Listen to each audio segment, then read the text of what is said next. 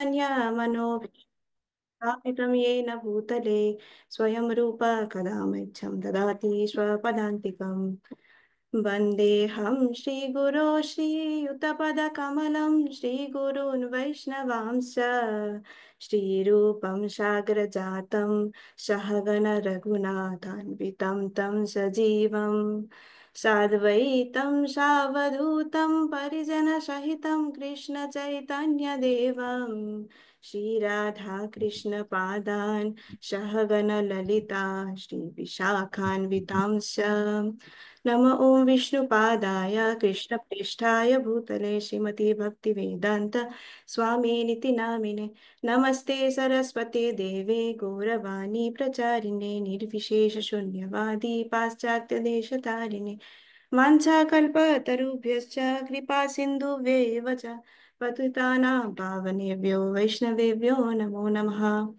नमो महावदन्याय कृष्णप्रेमप्रदायते कृष्णाय कृष्णचैतन्य नाम्ने गौरतिसे नमः पञ्चतत्त्वात्मकं कृष्णं भक्तरूपस्वरूपकं भक्तावतारं भक्ताख्यं नमामि भक्तशक्तिकं हे कृष्ण करुणा सिन्धु दीनबन्धु जगत्पते गोपेश गोपिकान्त राधाकान्त नमस्तुते तप्तकाञ्चन गौराङ्गी श्रीराधे वृन्दावनेश्वरी वृषभानुसुते देवी प्रणमामि हरिप्रिये नीलाचलनिवासाय नित्याय परमात्मने बलभद्र सुभद्राभ्यां जगन्नाथाय ते नमः जय श्री कृष्ण चैतन्य प्रभु नित्यानंद श्री अद्वैत गदाधर श्रीवासादि गौर भक्त वृंद हरे कृष्णा कृष्णा कृष्णा हरे हरे हरे राम राम राम हरे हरे।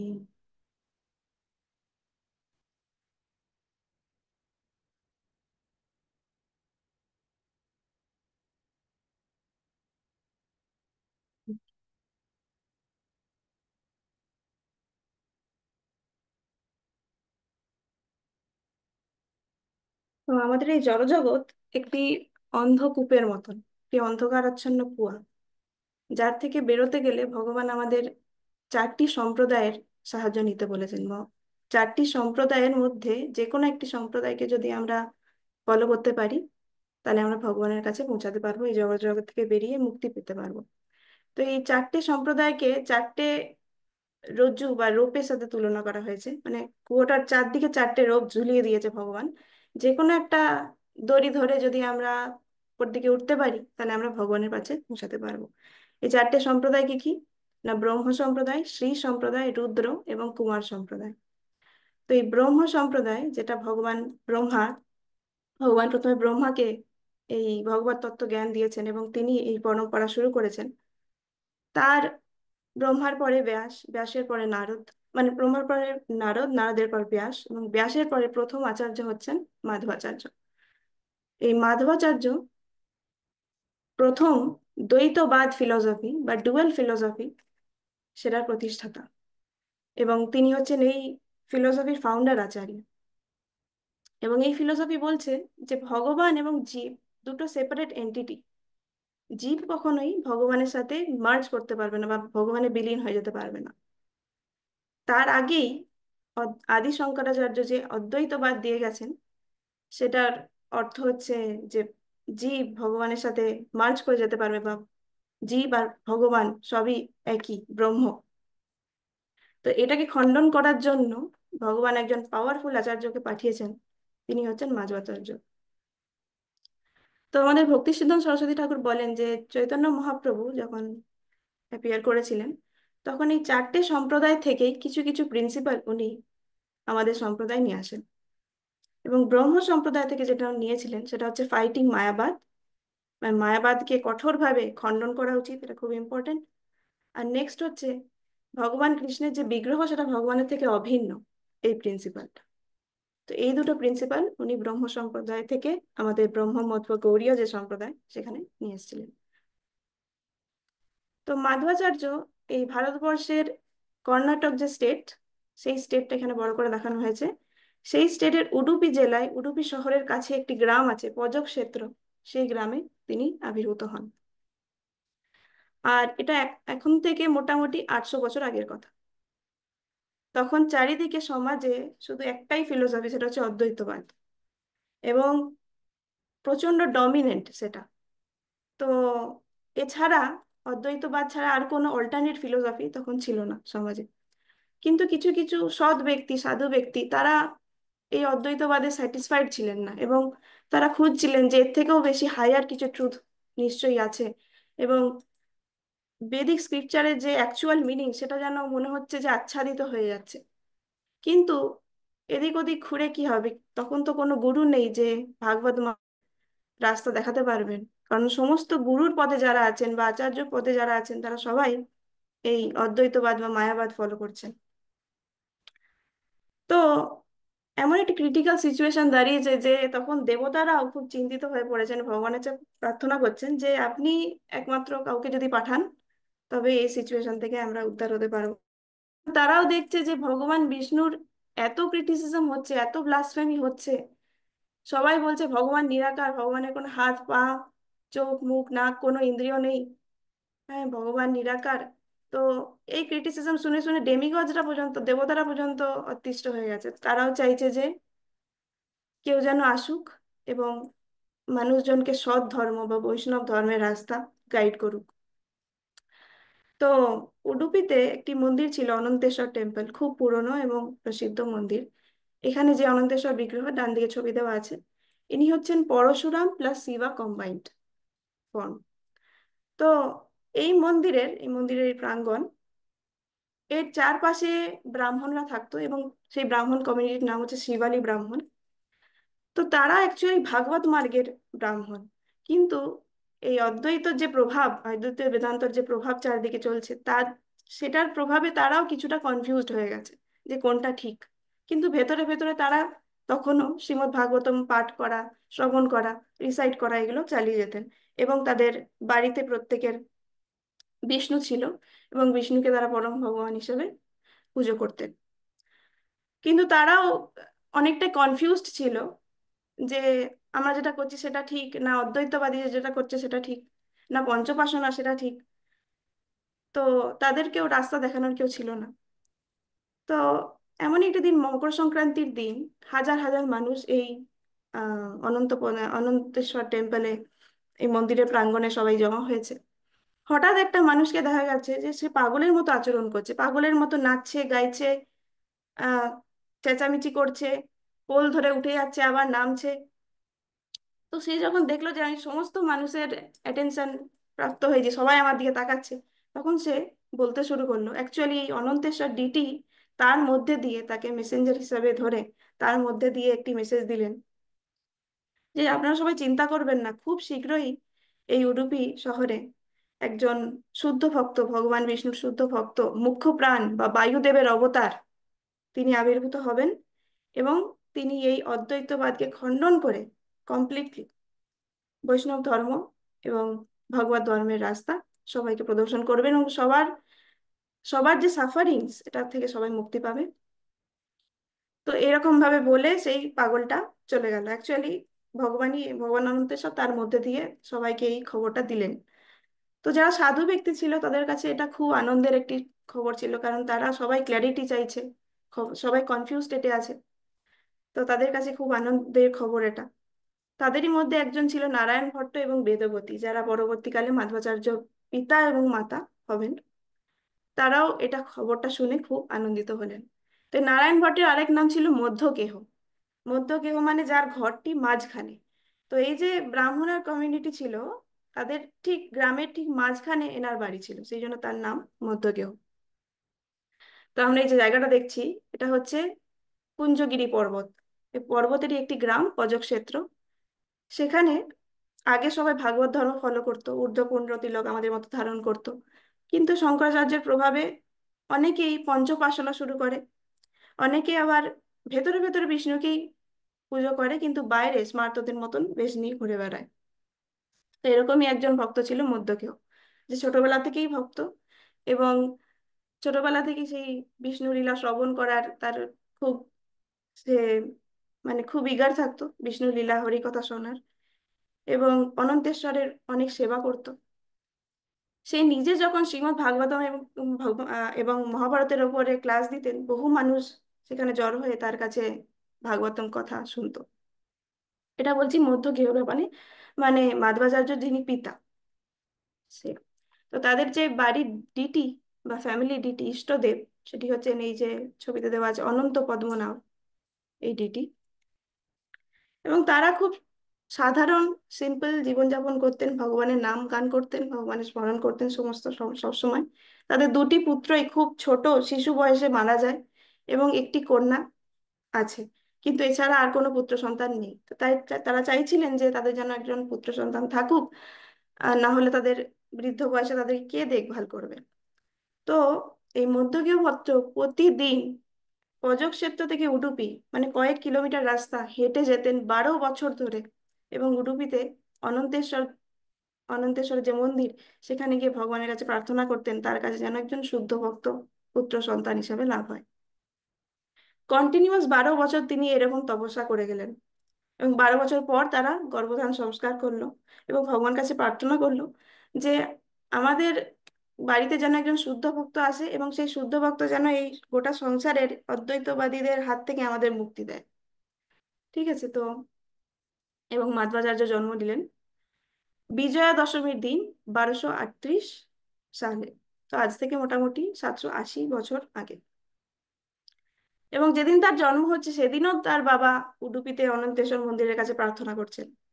এবং যখন ফিরে আসছেন তখন গ্রামের দেখছেন, গ্রামের সমস্ত লোক তার ঘরে জমা হয়েছে, সবাই বিভিন্ন বাদ্যযন্ত্র বাজিয়ে আনন্দ করছে, এবং সবাই তাকে কনগ্রাচুলেশন জানালো যে আপনার পুত্র সন্তান হয়েছে, এবং খুব সুন্দর, অদ্ভুত সুন্দর দেখতে, এরকম নর্মাল বাচ্চার মতন দেখতে নয়।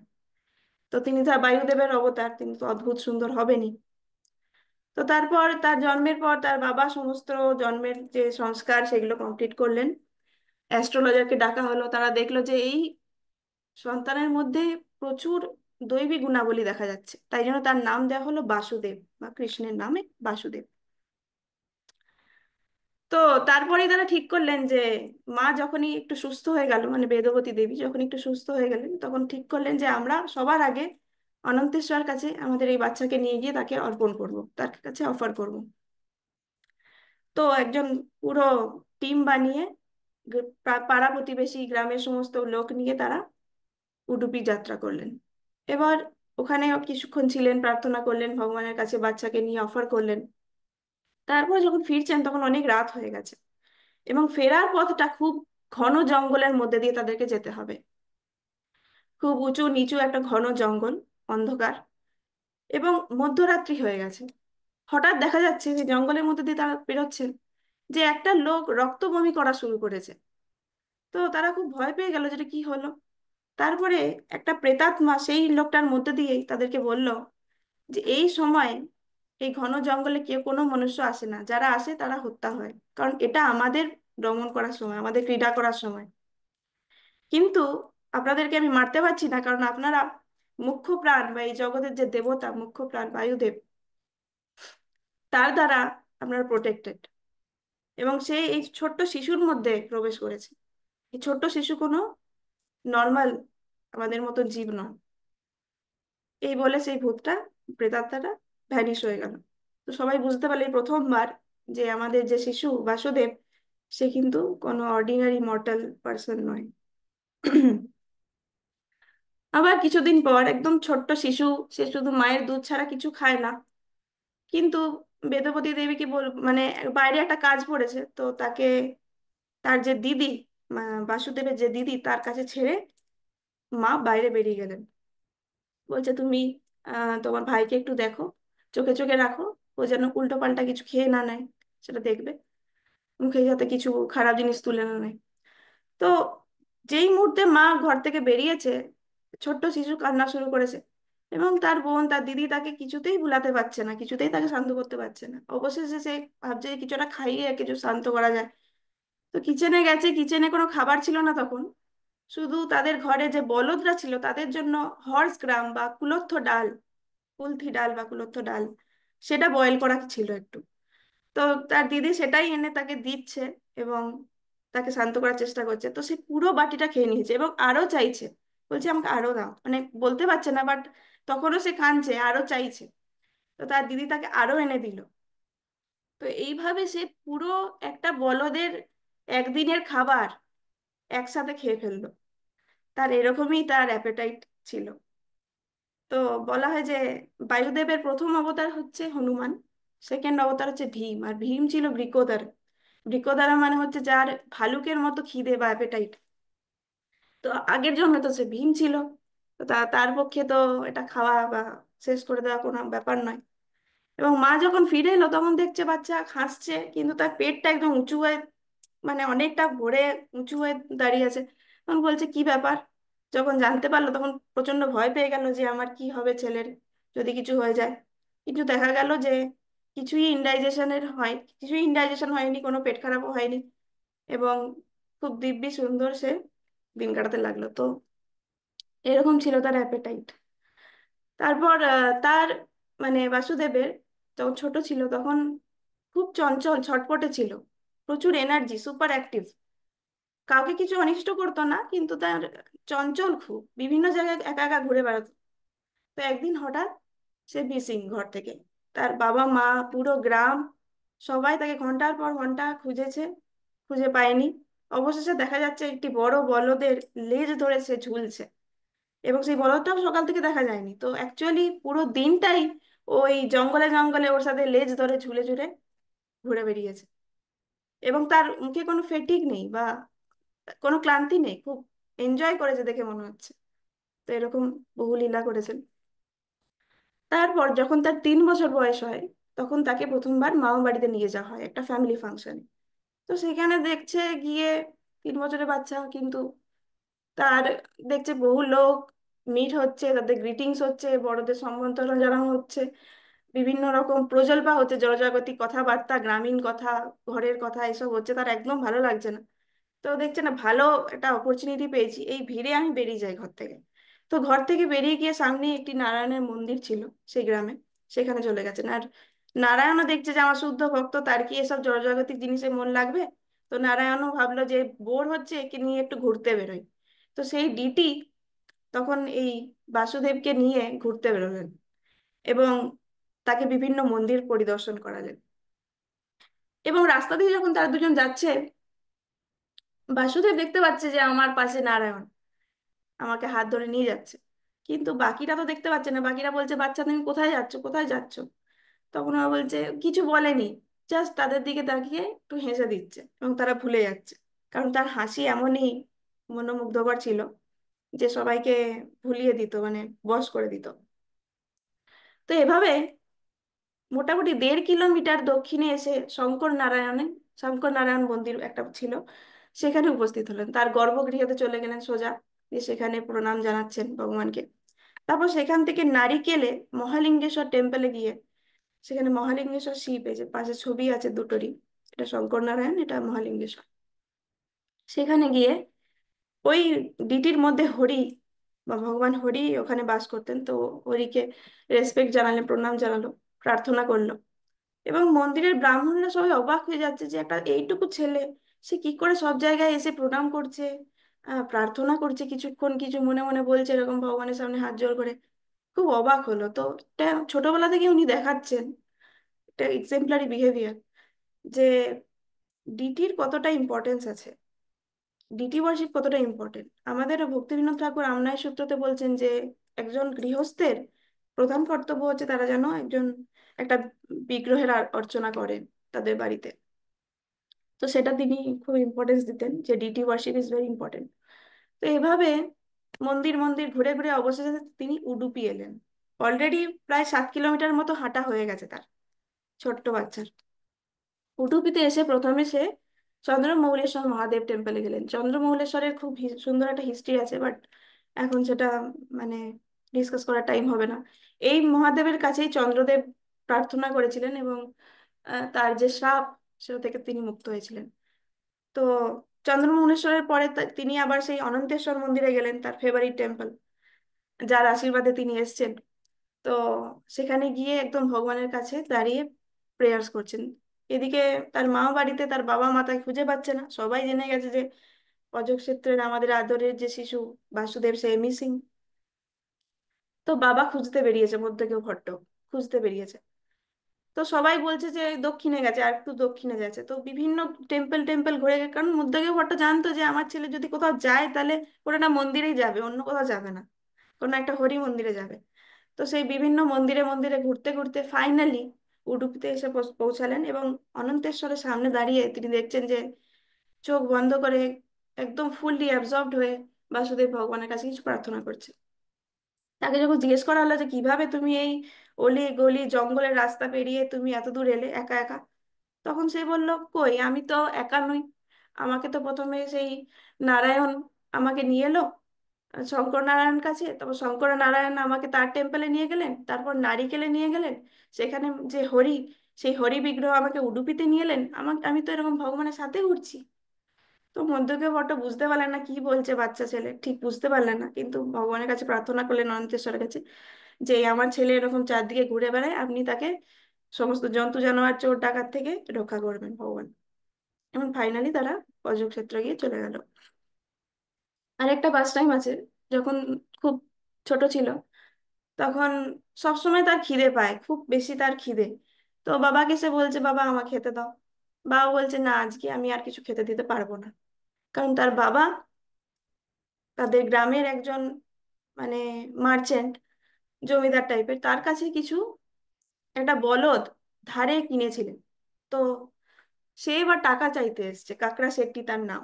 তো এই কাকড়া শেট্টি, তখনকার দিনে কাস্টম ছিল যে যার কিছু পাওনা আছে সে যদি ঘরের দুয়ারে এসে বসে যায়, সেইখানে বসে সে মানে অনশনে বসবে, সেও কিছু খাবে না আর আপনাদেরও কিছু খেতে দেবে না। তো মানে যতক্ষণ না সে টাকা পাচ্ছে সে ঘরের ওই দুয়ারেই বসে থাকবে, এবং আপনি বেরোতেও পারবেন না, ঢুকতেও পারবেন না, এবং যতক্ষণ না আপনি টাকা দিচ্ছেন সে ওখানে বসে থাকবে এবং সেও ফাস্ট করবে। এটা তখনকার দিনে কাস্টম ছিল। তো সেই কাকড়া সেটি এসে দুয়ারে বসে আছে তাদের। তো মধ্যকেও বড্ড খুব চিন্তিত। তো বলছে, বাসুদেব তো এরকম ব্যাপার, আমি তাই জন্য আজকে কিছু রান্না হবে না, কারণ আমি ওনাকে আজকে পেমেন্ট দিতে পারছি না। তো বাসুদেব বলে, চিন্তা করো না, মাকে বলো খুব সুন্দর যেন রান্না করে, আমি এই দেখে নিচ্ছি তোমাদের ধার দেনা। তো কাকড়া সেট্টিকে বললো, তুমি একবার এসো তো আমাদের পিছনের বাগানে। তো ওদের বাগানের পিছনে একটি তেঁতুল বৃক্ষ ছিল। সেই তেঁতুল বৃক্ষের যে বীজ, এই যে পাশে ছবি দেওয়া আছে এরকম বীজগুলো, সেগুলো ছোট্ট বাসুদেব তার বন্ধুর সাথে কালেক্ট করে একটা ফুল ব্যাগ কালেক্ট করে রেখেছিল, এবং ওগুলো নিয়ে পয়সা পয়সা খেলতো, মানে পয়সা হিসাবে ধরে ওটা নিয়ে তারা খেলতো আর কি। তো কাকড়া সেট্টি ভাবছে যে এই বাচ্চাটা আমার খেলতে ডাকছে, এত সুন্দর বাচ্চা, যাই। তো গেছে, দিয়ে দেখছে যে বাসুদেব ওই ব্যাগ থেকে মানে তেঁতুল বৃক্ষের বীজ যেখানে রেখেছিলেন সেখান থেকে ধরে এক মুঠো বীজ নিয়ে তাকে দিল, এবং সে নিয়েও নিল, তার ব্যাগে রাখলো। ব্যাগে রাখতেই ব্যাগটা খুলে দেখছে যে এগুলো সোনার মুদ্রা, তেঁতুল বীজ তো নয়, সোনার মুদ্রা। তো সে অবাক হয়ে গেল এবং সে খুব খুশি হলো, এবং মধ্যগেও ভট্টতে আশ্বাসন জানিয়ে সে চলে গেল। তো এরকম ভাবেই অনেক কিছু অলৌকিক লীলা ছোটবেলায় বাসুদেব করেছিল। আবার কিছুদিন পর সেই কাকড়া সেটটি এসছে এই পয়সার লোভে, সোনার মুদ্রার লোভে, তার কিছু আবার কিছু পাওনা ছিল আর কি।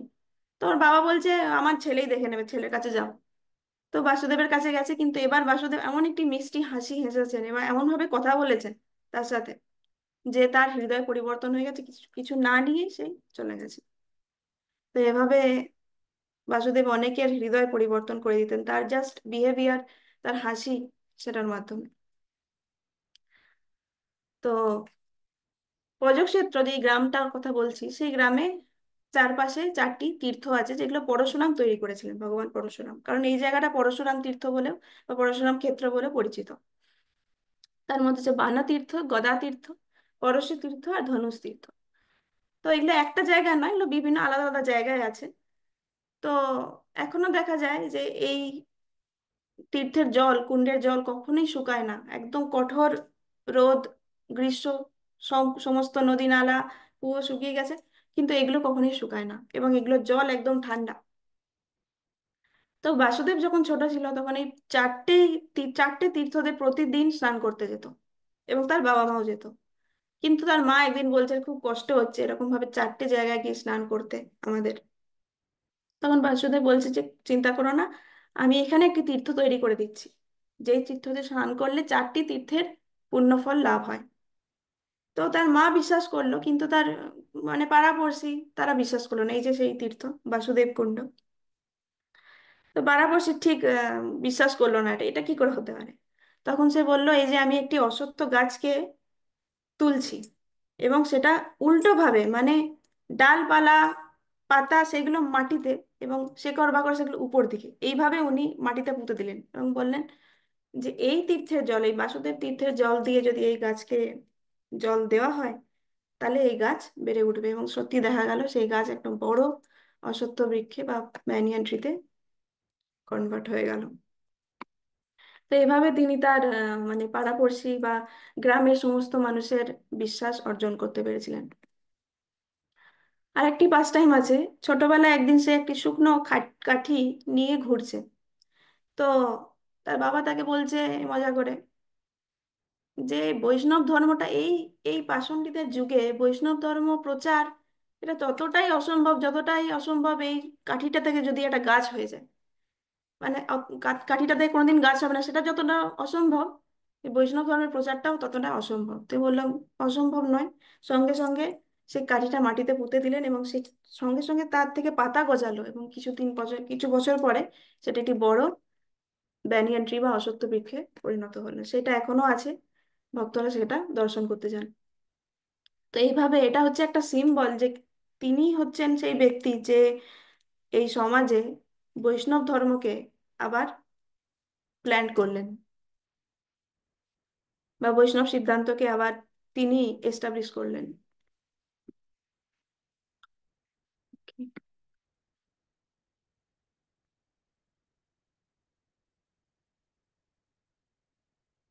প্রবলেম হচ্ছে স্লাইডে। হুম। ওকে।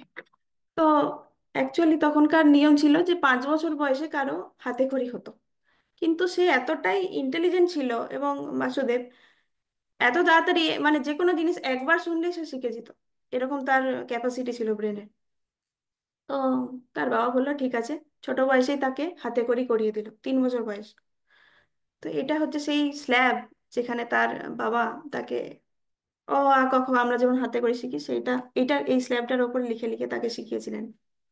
এবং এই অক্ষরগুলো কিভাবে বলতে হয় এবং কিভাবে লিখতে হয় সেটা জাস্ট কিছু মিনিটের মধ্যেই কমপ্লিট শিখে নিয়েছিলেন তিনি। তো এখনকার দিনেও ওই এই স্ল্যাবটায় গ্রামের যারা লোক, আশেপাশে ভক্ত, তারা তাদের বাচ্চাদের এখানে হাতে খড়ি করায়। তো সবাই বুঝতে পারলো যে সরস্বতী দেবী এনাকে অ্যাসিস্ট করছে, না হলে এটা সম্ভব নয়। সরস্বতী দেবী পর্যন্ত মানে সরস্বতী দেবীর বর প্রাপ্ত, সেই জন্য তার এই এত ক্ষমতা। তো এটা দেখে অনেকে ঈর্ষান্বিত হয়ে গেল, অনেকে ডিস্টার্ব হয়ে গেল।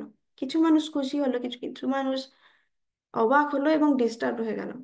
তো মধ্যকে বট্ট বুঝতে পারলেন, এবং তাকে তারপর থেকে নিজের বাড়ির ভিতর পড়াতে শুরু করলেন প্রাইভেটলি, যাতে কেউ যদি কোনো রকম মানে তান্ত্রিক বিদ্যা বা ব্ল্যাক ম্যাজিক করে তার ছেলের ক্ষতি না করতে পারে। তো এরকম ভাবে সে বড় হচ্ছে। তো একদিন নেয়ামপল্লী বলে একটা গ্রাম আছে তাদের প্রজেক্টের কাছে, সেখানে একটি বিয়ে বাড়ি হচ্ছে, এবং পুরো পরিবার নিমন্ত্রণ পেয়েছে। তো 4জনই, তারা বাবা মা এবং দিদি আর ভাই, 4জনই সেখানে গেছে। আবার সেখানে তো গিয়ে তার ভাল লাগবে না, আবার বোর হয়ে যাচ্ছে। তো চুপচাপ ঘর থেকে বেরিয়ে গেছে।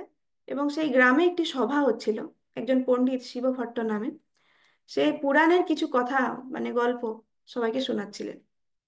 বহু লোক সেখানে আগত হয়েছিল। তো সেই পুরাণের কথা শুনতে সে চলে গেল, সে সবাই গিয়ে বসে আছে।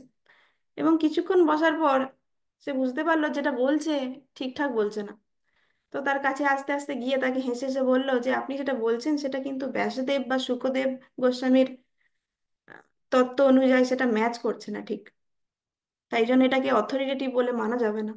সবাই অবাক হয়ে গেল, এইটুকু বাচ্চা কি করে এত সব কথা বলছে। মানে তখন তো কথাই ঠিক করে বলে না মানুষ, তো কথাও বলছে, তারপর এত তত্ত্ব কথা বলছে। তো সবাই রিকোয়েস্ট করে যে তাহলে তুমি বলো কি কোনটা কারেক্ট মিনিং। তো সেই ছোট্ট বাসুদেব সবার সামনে কারেক্ট যে গল্পটা সেটা শোনালেন, এবং সবাই খুব প্রশংসা করলো। শিবভট্ট নিজেও খুব অবাক হয়ে গেল, সেও প্রশংসা করলো। এবং দেখা গেল যে আকাশ থেকে পুষ্পবৃষ্টি হচ্ছে, দেবতারা পুষ্পবৃষ্টি করছেন। এভাবে একদিন তার মা আহ তাকে বলেছে যে ওখানে দুটো হাঁড়ি রাখা আছে কিচেনে, একটাতে দুধ আছে একটাতে দই আছে, ওটা একটু ঢাকা দিয়ে এসো। আর তখন বাসুদেবের খেলার তারা, সেই সময় মা একটা কাজ দিয়ে দিয়েছে, সে কাছাকাছি কোনো ঢাকা খুঁজে পাচ্ছে না। তো এরকম একটা বড় বড় দুটো স্ল্যাব, এই স্ল্যাবগুলো এখনো রাখা আছে ওদের বাড়িতে। এই এত বড় স্ল্যাব মানে পাঁচজন ব্যক্তি যেটা তুলতে পারবে না, সেটাকে তুলে তুলে সেই হাঁড়িগুলো চাপা দিয়েছিল। তখন তার জাস্ট 3 বছর বয়স ছিল। এরকম তার অদ্ভুত ভীমের মতো শক্তি ছিল। এরপরে তার উপনয়ন সংস্কার হয়। উপনয়ন সংস্কার জেনারেলি 8 বছর বয়সে হয় ব্রাহ্মণ বালকদের, কিন্তু তার 5-6 বছর বয়সেই উপনয়ন সংস্কার করতে হয়েছে। কারণ সে খুব চঞ্চল ছিল, এবং মধ্যযুগীয় ভট্ট বুঝতে পারছিল যে এবং বাসুদেবকে এখন উপনয়ন করানো উচিত। এবং উপনয়নের পর বাসুদেব প্রতিদিন সন্ধ্যা বন্দন এবং নিয়মিতভাবে গায়ত্রী জপ খুব সিরিয়াসলি জপ করতেন। উপনয়নের পরই কিন্তু তার যে খেলার হ্যাবিট, যে এখনো তো ছোট সে, তো ঘুরে বেড়ানো খেলা সেগুলো এখনো তার যায়নি। এবং তার পড়াশোনা করতে বেশি টাইম লাগে না, কয়েক মিনিটের মধ্যেই এক একটি জিনিস সে বুঝে যায়, এবং অ্যালফাবেট লেটার ওয়ার্ড সব শিখে গেছে। তো সে বেশিরভাগ সময়টাই বাইরে ঘুরে বেড়ায়, খেলে বেড়ায় বন্ধুদের সাথে। তো একদিন একটি ওই পাহাড়ের চূড়ায় গেছে, পাহাড়ের চূড়ায় গিয়ে দেখছে একটা সাপ বিশাল বড়। তো সেই সাপটা অ্যাকচুয়ালি মহাভারতের যুগে একটি অসুর, অসুর মণিমান। সেই অসুরটা ভীমের প্রতি খুব ঈর্ষান্বিত ছিল। এবং যারা আমরা শুনেছি যারা এই ঈর্ষান্বিত বা যারা খুব এনভিয়াস পার্সন, তারা পরের জন্মে সাপ হয়ে জন্মগ্রহণ করেন। তো সাপ হয়ে এসছে, কিন্তু এখনো তার মনে সেই রিভেঞ্জ নেওয়ার যে ইচ্ছা সেটা রয়ে গেছে।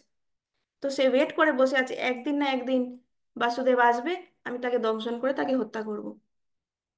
তো বাসুদেব এলো, সঙ্গে সঙ্গে তার গায়ের উপর ঝাঁপিয়ে পড়লো সাপটা, এবং তার তার অনেক বিষ। সে ফোনা জাস্ট মারতে যাচ্ছে, সেই সময় বাসুদেব তাকে ধরে ফেললো, এবং তার ডান পায়ের জাস্ট বুড়ো আঙুলটা দিয়ে তার মাথাটা চিপে তাকে মেরে দিল। এটাই হচ্ছে সেই জায়গাটা, এখানে এখানে ছবি দেওয়া আছে নিচে, যেখানে বায়ুদেব সরি বাসুদেব আহ এই মণিমান সাপকে হত্যা করেছিলেন। এবং মা তার চিন্তিত হয়ে পড়ছে, এখনো কেন ছেলে কেন আসেনি বাড়িতে। তো ডাকছে, একটা জোরে ডাক দিয়েছে, বাসুদেব। আর এই জায়গা থেকে তার বাড়িটা প্রায় মানে একটা পাহাড়ের, এই পাহাড়ের কোলে আর একটা ওই পাহাড়ের কোলে। তো এই পাহাড়ের কোল থেকে ওই পাহাড়ের কোল, এক ঝাঁপে উনি চলে গেলেন, ঠিক হনুমানের মতন। তো সকালবেলায় যখন খেলতে এসেছিলেন, তখন তিনি ভীমের মতো শক্তি প্রদর্শন করে সাপটাকে হত্যা করেছিলেন। এবং এই যে এক জায়গা থেকে এক জায়গায় লাফ দেওয়া, এটা হচ্ছে হনুমানের শক্তি। সেরকম হনুমানের শক্তি প্রদর্শন করেছিলেন। এবং যেখানটায় উনি ঝাঁপিয়ে গিয়ে দাঁড়িয়েছিলেন, সেই জায়গাটায় এত ফোর্স হয়েছিল, মানে এত ফোর্সফুল ছিল যে সেই জায়গাটায় ওনার একদম খুব ডিপ ভাবে ওনার মানে ফুটপ্রিন্টস ইমপ্রিন্টেড হয়ে গেছে। সেখানে একজন মন্দির তৈরি করা হয়েছে, সেটা ভক্তরা দর্শন করতে যায়। তো তারপরে তাকে গুরুকুলে পাঠানো হলো। তাদের গ্রামে একজন আচার্য ছিলেন, টোটান টিলায়া বলে, সেই আচার্যর বাড়িতে তাকে পাঠানো হলো। বাকি ব্রাহ্মণ বালকদের সাথে সেও পড়াশোনা শিখতে লাগলো। এবং মধ্যকে বড্ড খুব খুশি যে আমার এত চঞ্চল ছেলে, তাকে আমরা সামলাতে পারছিলাম না, যাক এখন গুরুকুলে গেছে, এবার হয়তো ও একটু শান্ত হবে। তো দেখা গেল যে বাসুদেব শুধু পড়াশোনা নয়, কুস্তি খেলা সমস্ত জিনিসে বাকি সবার থেকে অনেক এগিয়ে। মাধ্বাচার্যর যে বায়োগ্রাফি মাধ্বা বিজয়, সেখানে বলা হচ্ছে যে বায়ুদেবের এই অবতার মনের থেকেও বেশি দ্রুত। আমরা জানি যে জড়জগতে সবচেয়ে দ্রুত হচ্ছে লাইট, লাইটের স্পিড সবচেয়ে বেশি, তার থেকেও বেশি দ্রুত হচ্ছে মন, এবং মনের থেকেও বেশি দ্রুত এই বায়ুদেবের অবতার। তাই জন্য তার সাথে কেউ কম্পেয়ার করতে পারে না। এবং দেখা যাচ্ছে যে সে তার থেকে অনেক বড় বড় ছেলে, অনেক হোমরা চোমরা, তাকেও কুস্তিতে পরাজিত করছেন। এবং তার যে গ্রিপ, যাকে একবার ধরতেন তার কোনো সাধ্য নেই সে নিজে থেকে সেই গ্রিপ থেকে বেরিয়ে আসবে, লোহার মতো শক্ত তার গ্রিপ ছিল। কিন্তু তার চরিত্র স্বভাব সেটা খুব বিনম্র ছিল এবং খুব মধুর ছিল। অনেককে জাস্ট শুধু তাই তার মানে হাসির মাধ্যমে তিনি তাদেরকে ডিফিট করতেন। এবং তাদের যে আচার্য, সে দেখে খুব অবাক হতো, কোথা থেকে এই ছেলেটা এসছে, এরকম তার শক্তি কি করে। কিন্তু এখনো সে জানে না যে সে কে। তো মাঝে মধ্যেই দেখা যেত বাসুদেব লুকিয়ে লুকিয়ে গুরুকুল থেকে ঘরে চলে যায়, এবং ঘরে গিয়ে খেতে যায়, কারণ তার তো খিদে পায় বেশি, তার তো অনেক খিদে। তো মাঝে মধ্যেই ক্লাসটা স্কিপ করে সে বাঙ্ক মেরে ঘরে চলে যায় খাবার খেতে। এবং তার আরেকটা উদ্দেশ্য হচ্ছে এই ক্লাসগুলো যাতে না করতে হয় আর কি, অ্যাভয়েড অ্যাভয়েড করতে।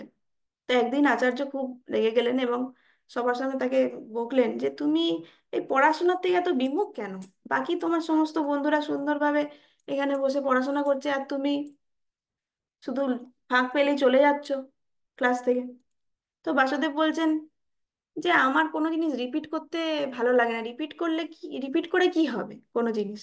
আর আমি তো আমার সমস্ত লেসন্স আমার আপ টু ডেট আছে, আমি সব পারফেক্ট কমপ্লিট আছে। তো আচার্য অবাক হলেন যে এরকম ভাবে বোল্ড ভাবে একটা বাচ্চা বলছে। তো বলে আজ সব আপ টু ডেট তোমার, তাহলে তুমি আজকে ক্লাসে যে যে শ্লোকগুলো পড়ানো হয়েছে সেগুলো বলো তো।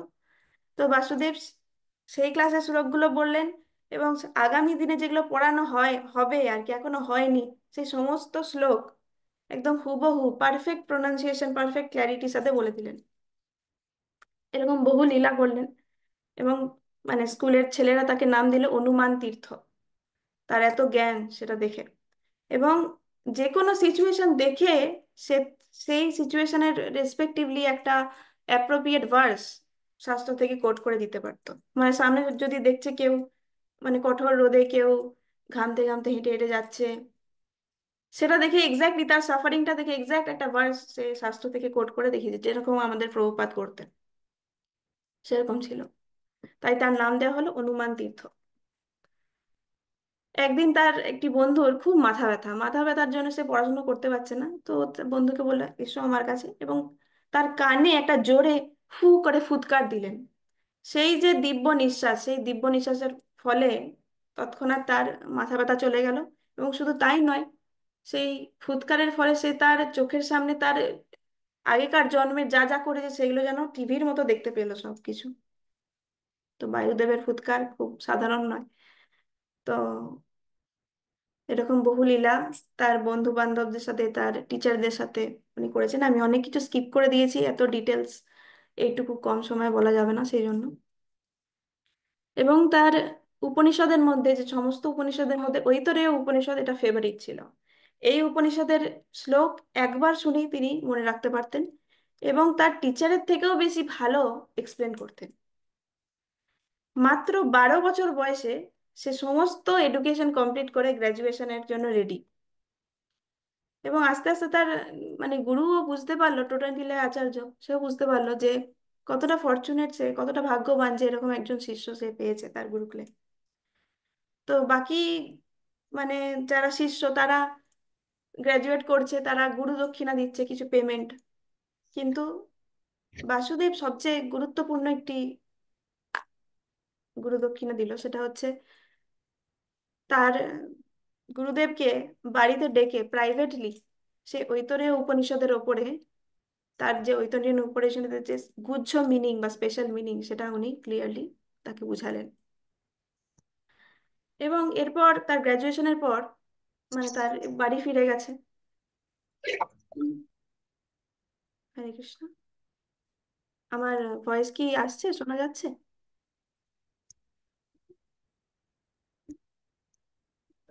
হ্যাঁ হ্যালো। মাতাজি। অবশ্যই। হ্যাঁ মাতাজি আসছে। আমি ভাবলাম কিছু অসুবিধা হচ্ছে নাকি। ঠিক আছে। তো তার গ্র্যাজুয়েশন কমপ্লিট হলো, সেই সময় সমস্ত দেবদেবী তাকে কাছে প্রার্থনা করলেন যে এবার তুমি বড় হয়েছো, এবার তোমার যে অ্যাকচুয়াল উদ্দেশ্য সেটা তুমি শুরু করো, এবং সংসারকে এই অদ্বৈতবাদ থেকে মুক্ত করো। এতদিন তুমি ছোট ছিলে তাই আমরা ওয়েট করেছিলাম, এরপর তুমি শুরু করো। তো সে তার গুরুর কাছে পারমিশন নিয়ে এবং তার নেক্সট যে স্টেপ সেটা শুরু করলেন। আমি কিছু লীলা স্কিপ করছি কারণ টাইম নাহলে কম আমাদের কাছে খুব। তো এরপর তিনি গ্রাজুয়েশনের পর সবসময় চিন্তা করতেন যে কিভাবে আমি এটা করব, কারণ আমি তো এত ছোট, আমার কথা কে শুনবে।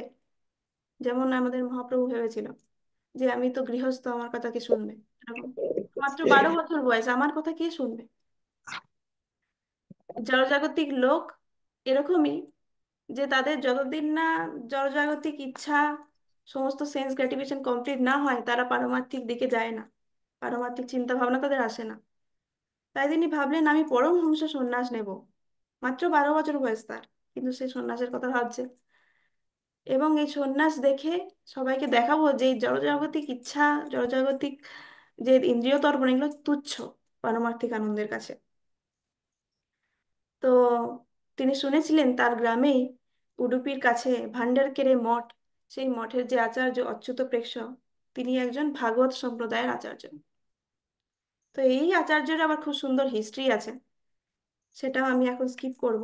বাট ইনি ছিলেন, এনার আগের জন্মে ইনি একজন ভিক্ষু ব্রাহ্মণ ছিলেন। এবং পঞ্চপাণ্ডবদের সাথে, পঞ্চপাণ্ডবের যখন বনবাস ছিল তখন তাদের সাথে থাকতেন, এবং দ্রৌপদীর হাতের প্রসাদ প্রতিদিন পেতেন।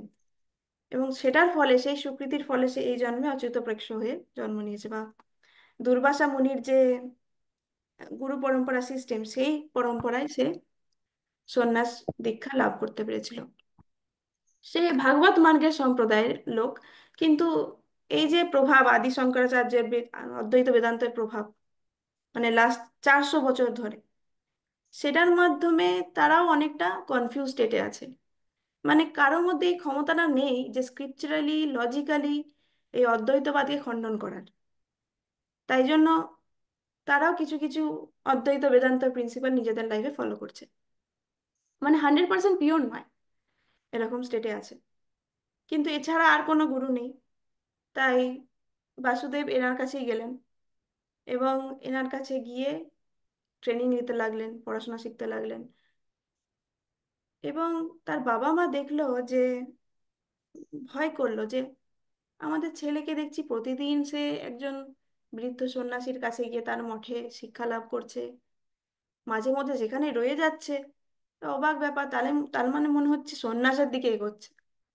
তার বাবা মা বুঝতে পারলেন। তো তো একদিন তার বাবা মা দুজন মিলেই সেই মঠে উপস্থিত হলেন, যে দিয়ে তাকে রিকোয়েস্ট করছেন যে তুমি কিন্তু সন্ন্যাস নেওয়ার কথা ভেবো না, কারণ আমাদের আর কোনো পুত্র নেই, আমাদের কে দেখভাল করবে আমরা যখন বৃদ্ধ হব। তার বাবাও একজন পণ্ডিত ছিলেন, আর তিনিও একজন পণ্ডিত। তো বাবাও বিভিন্ন শাস্ত্র থেকে উদ্ধৃতি দিচ্ছেন, বিভিন্ন শাস্ত্র থেকে কোট করে দেখাচ্ছেন যে পিতা মাতাকে সেবা করা হচ্ছে পরম ধর্ম একটা সন্তানের। আর তিনিও কোট, আর আমাদের বাসুদেবও কোট করছে বিভিন্ন শাস্ত্র থেকে, যে কিভাবে পরম ধর্ম হচ্ছে ভগবানের সেবা। এবং কারো মনে যদি একবার সন্ন্যাসের চিন্তা আসে, মন থেকে যদি রিয়েলাইজেশন আসে, তাহলে তাকে তৎক্ষণাৎ কিন্তু সন্ন্যাসের ওথ নিয়ে নেওয়া উচিত, বা প্রতিজ্ঞা করে দেওয়া উচিত। অবশ্য অনেক ফাইট হলো এরকম। অবশেষে বাসুদেবী জিতলেন, তার বাবা মাকে কনভিন্স করতে হলো, কনভিন্স হতে হলো। কিন্তু তিনি আশ্বাস দিলেন যে যতদিন না তোমাদের আরেকটি পুত্র সন্তান আসছে, এবং আরেকটি পুত্র সন্তান হবে, সেটা উনি আশীর্বাদ দিলেন, ততদিন আমি সন্ন্যাস নেব না। অল্টারনেট প্রোটেক্টর যখন চলে আসবে তখন আমি সন্ন্যাস নেব। তো এখানে অনেক লীলা আছে, কিন্তু আমি সেগুলো স্কিপ করছি। তো এইভাবে যখন তার 18 বছর বয়স হলো, তখন তার ছোট ভাই, তার জন্ম হলো। এবং তখন তিনি বাড়িতে গিয়ে বললেন, দেখো এই যে এর কথাই বলছিলাম, এ জন্ম নিয়েছে, এ তোমাদের দেখভাল করবে, আমাকে এবার আমার কাজ করতে হবে। তিনি পারমিশন নিল বাবা মার কাছে, এবং তিনি সন্ন্যাস গ্রহণ করলেন। সন্ন্যাস গ্রহণ করার পর তার নাম হলো পূর্ণপ্রজ্ঞ। তো কারণ তিনি পূর্ণরূপে ভগবত তত্ত্ব জ্ঞানে প্রজ্ঞ, তাই জন্য তার নাম দেওয়া হলো পূর্ণপ্রজ্ঞ। তো এই দিন যখন তিনি অনন্তেশ্বরের কাছে, ভগবানের কাছে বিনতি জানাচ্ছেন, মানে প্রণাম করছেন, ভগবান নিজে বিগ্রহ থেকে বেরিয়ে এসে তাকে তুলে, তাকে জড়িয়ে ধরলেন, এবং অচ্যুত প্রেক্ষর কাছে নিয়ে গেলেন। বললেন যে তুমি তো অচ্যুত প্রেক্ষর মানে তার গুরু, মানে আমাদের পূর্ণপ্রজ্ঞের গুরু। বললেন তুমি তো আমার কাছে অনেক প্রার্থনা করেছো যাতে তুমি সঠিক মার্গে চালানো, মানে গাইডেন্সের জন্য অনেক প্রার্থনা করেছো বহু বছর ধরে। তো সেই আশীর্বাদ স্বরূপে আমি তোমাকে এই শিষ্য দিচ্ছি। এ হচ্ছে সমস্ত শিষ্যের মধ্যে তোমার শ্রেষ্ঠ শিষ্য, এবং তোমার যে মিশন সেটা কমপ্লিট করতে এ হেল্প করবে। তো অচ্যুত প্রেক্ষ ভগবানকে ধন্যবাদ জানিয়ে তাকে অ্যাকসেপ্ট করলো। একদিন পূর্ণপ্রজ্ঞ, মানে এখন থেকে তাকে বাসুদেব বলবো না, আমি পূর্ণপ্রজ্ঞা বলবো কারণ তার সন্ন্যাস হয়ে গেছে, তো ইনি চাইলেন যে গঙ্গায় গিয়ে গঙ্গায় স্নান করবেন এবং বিভিন্ন জায়গায় বিভিন্ন তীর্থে ভ্রমণ করবেন। কিন্তু অচ্যুত বৃক্ষ বলছে, তুমি এতদিন ধরে যাবে? তখনকার দিনে মানে সাউথ ইন্ডিয়া থেকে নর্থ ইন্ডিয়া হেঁটে হেঁটে যাওয়া, সেখান থেকে আবার ফিরে আসা বহু দিন বহু মাসের ব্যাপার। তো এতদিন আমি তোমাকে ছেড়ে থাকতে পারবো না। তো অনন্তেশ্বর কাছে প্রার্থনা করলেন অচ্যুত বৃক্ষ যে ভগবান কিছু একটা করো, এ যাতে না যায়। তো মানে এমনই ডিসাইপল যে তার তার কাছ থেকে সেপারেশন তার গুরুদেবও সহ্য করতে পারতেন না। তো ভগবান বললেন পূর্ণপ্রজ্ঞকে, তুমি চিন্তা করো না, 3 দিনের মাথায় এইখানে গঙ্গা দেবী আসবে এই উডুপি ধামে, এবং তোমাকে আর যেতে হবে না। সেই গঙ্গা দেবী উডুপি ধামে এলেন 3 দিনের মধ্যে, এবং সেই সরোবরটার নাম হচ্ছে মাধবা সরোবর। মানে এই সরোবরটা গঙ্গা দেবীর থেকে অভিন্ন।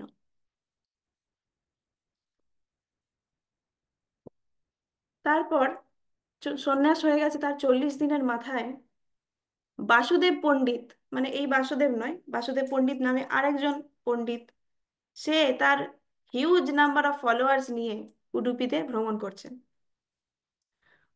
উডুপিতে এসেছে, অচ্যুত প্রেক্ষণ মঠে এসেছে, এবং সে এক্সপেক্ট করছে সবাই আমাকে খুব সম্মান দেবে এবং আমাকে অনার করার জন্য একটি তর্কের মানে ডিবেটের আয়োজন করা হবে, যেখানে আমি কাউকে ডিবেট আমার সাথে কারো ডিবেট হবে, আমি তাকে হারাবো, সেরকম তার প্ল্যান।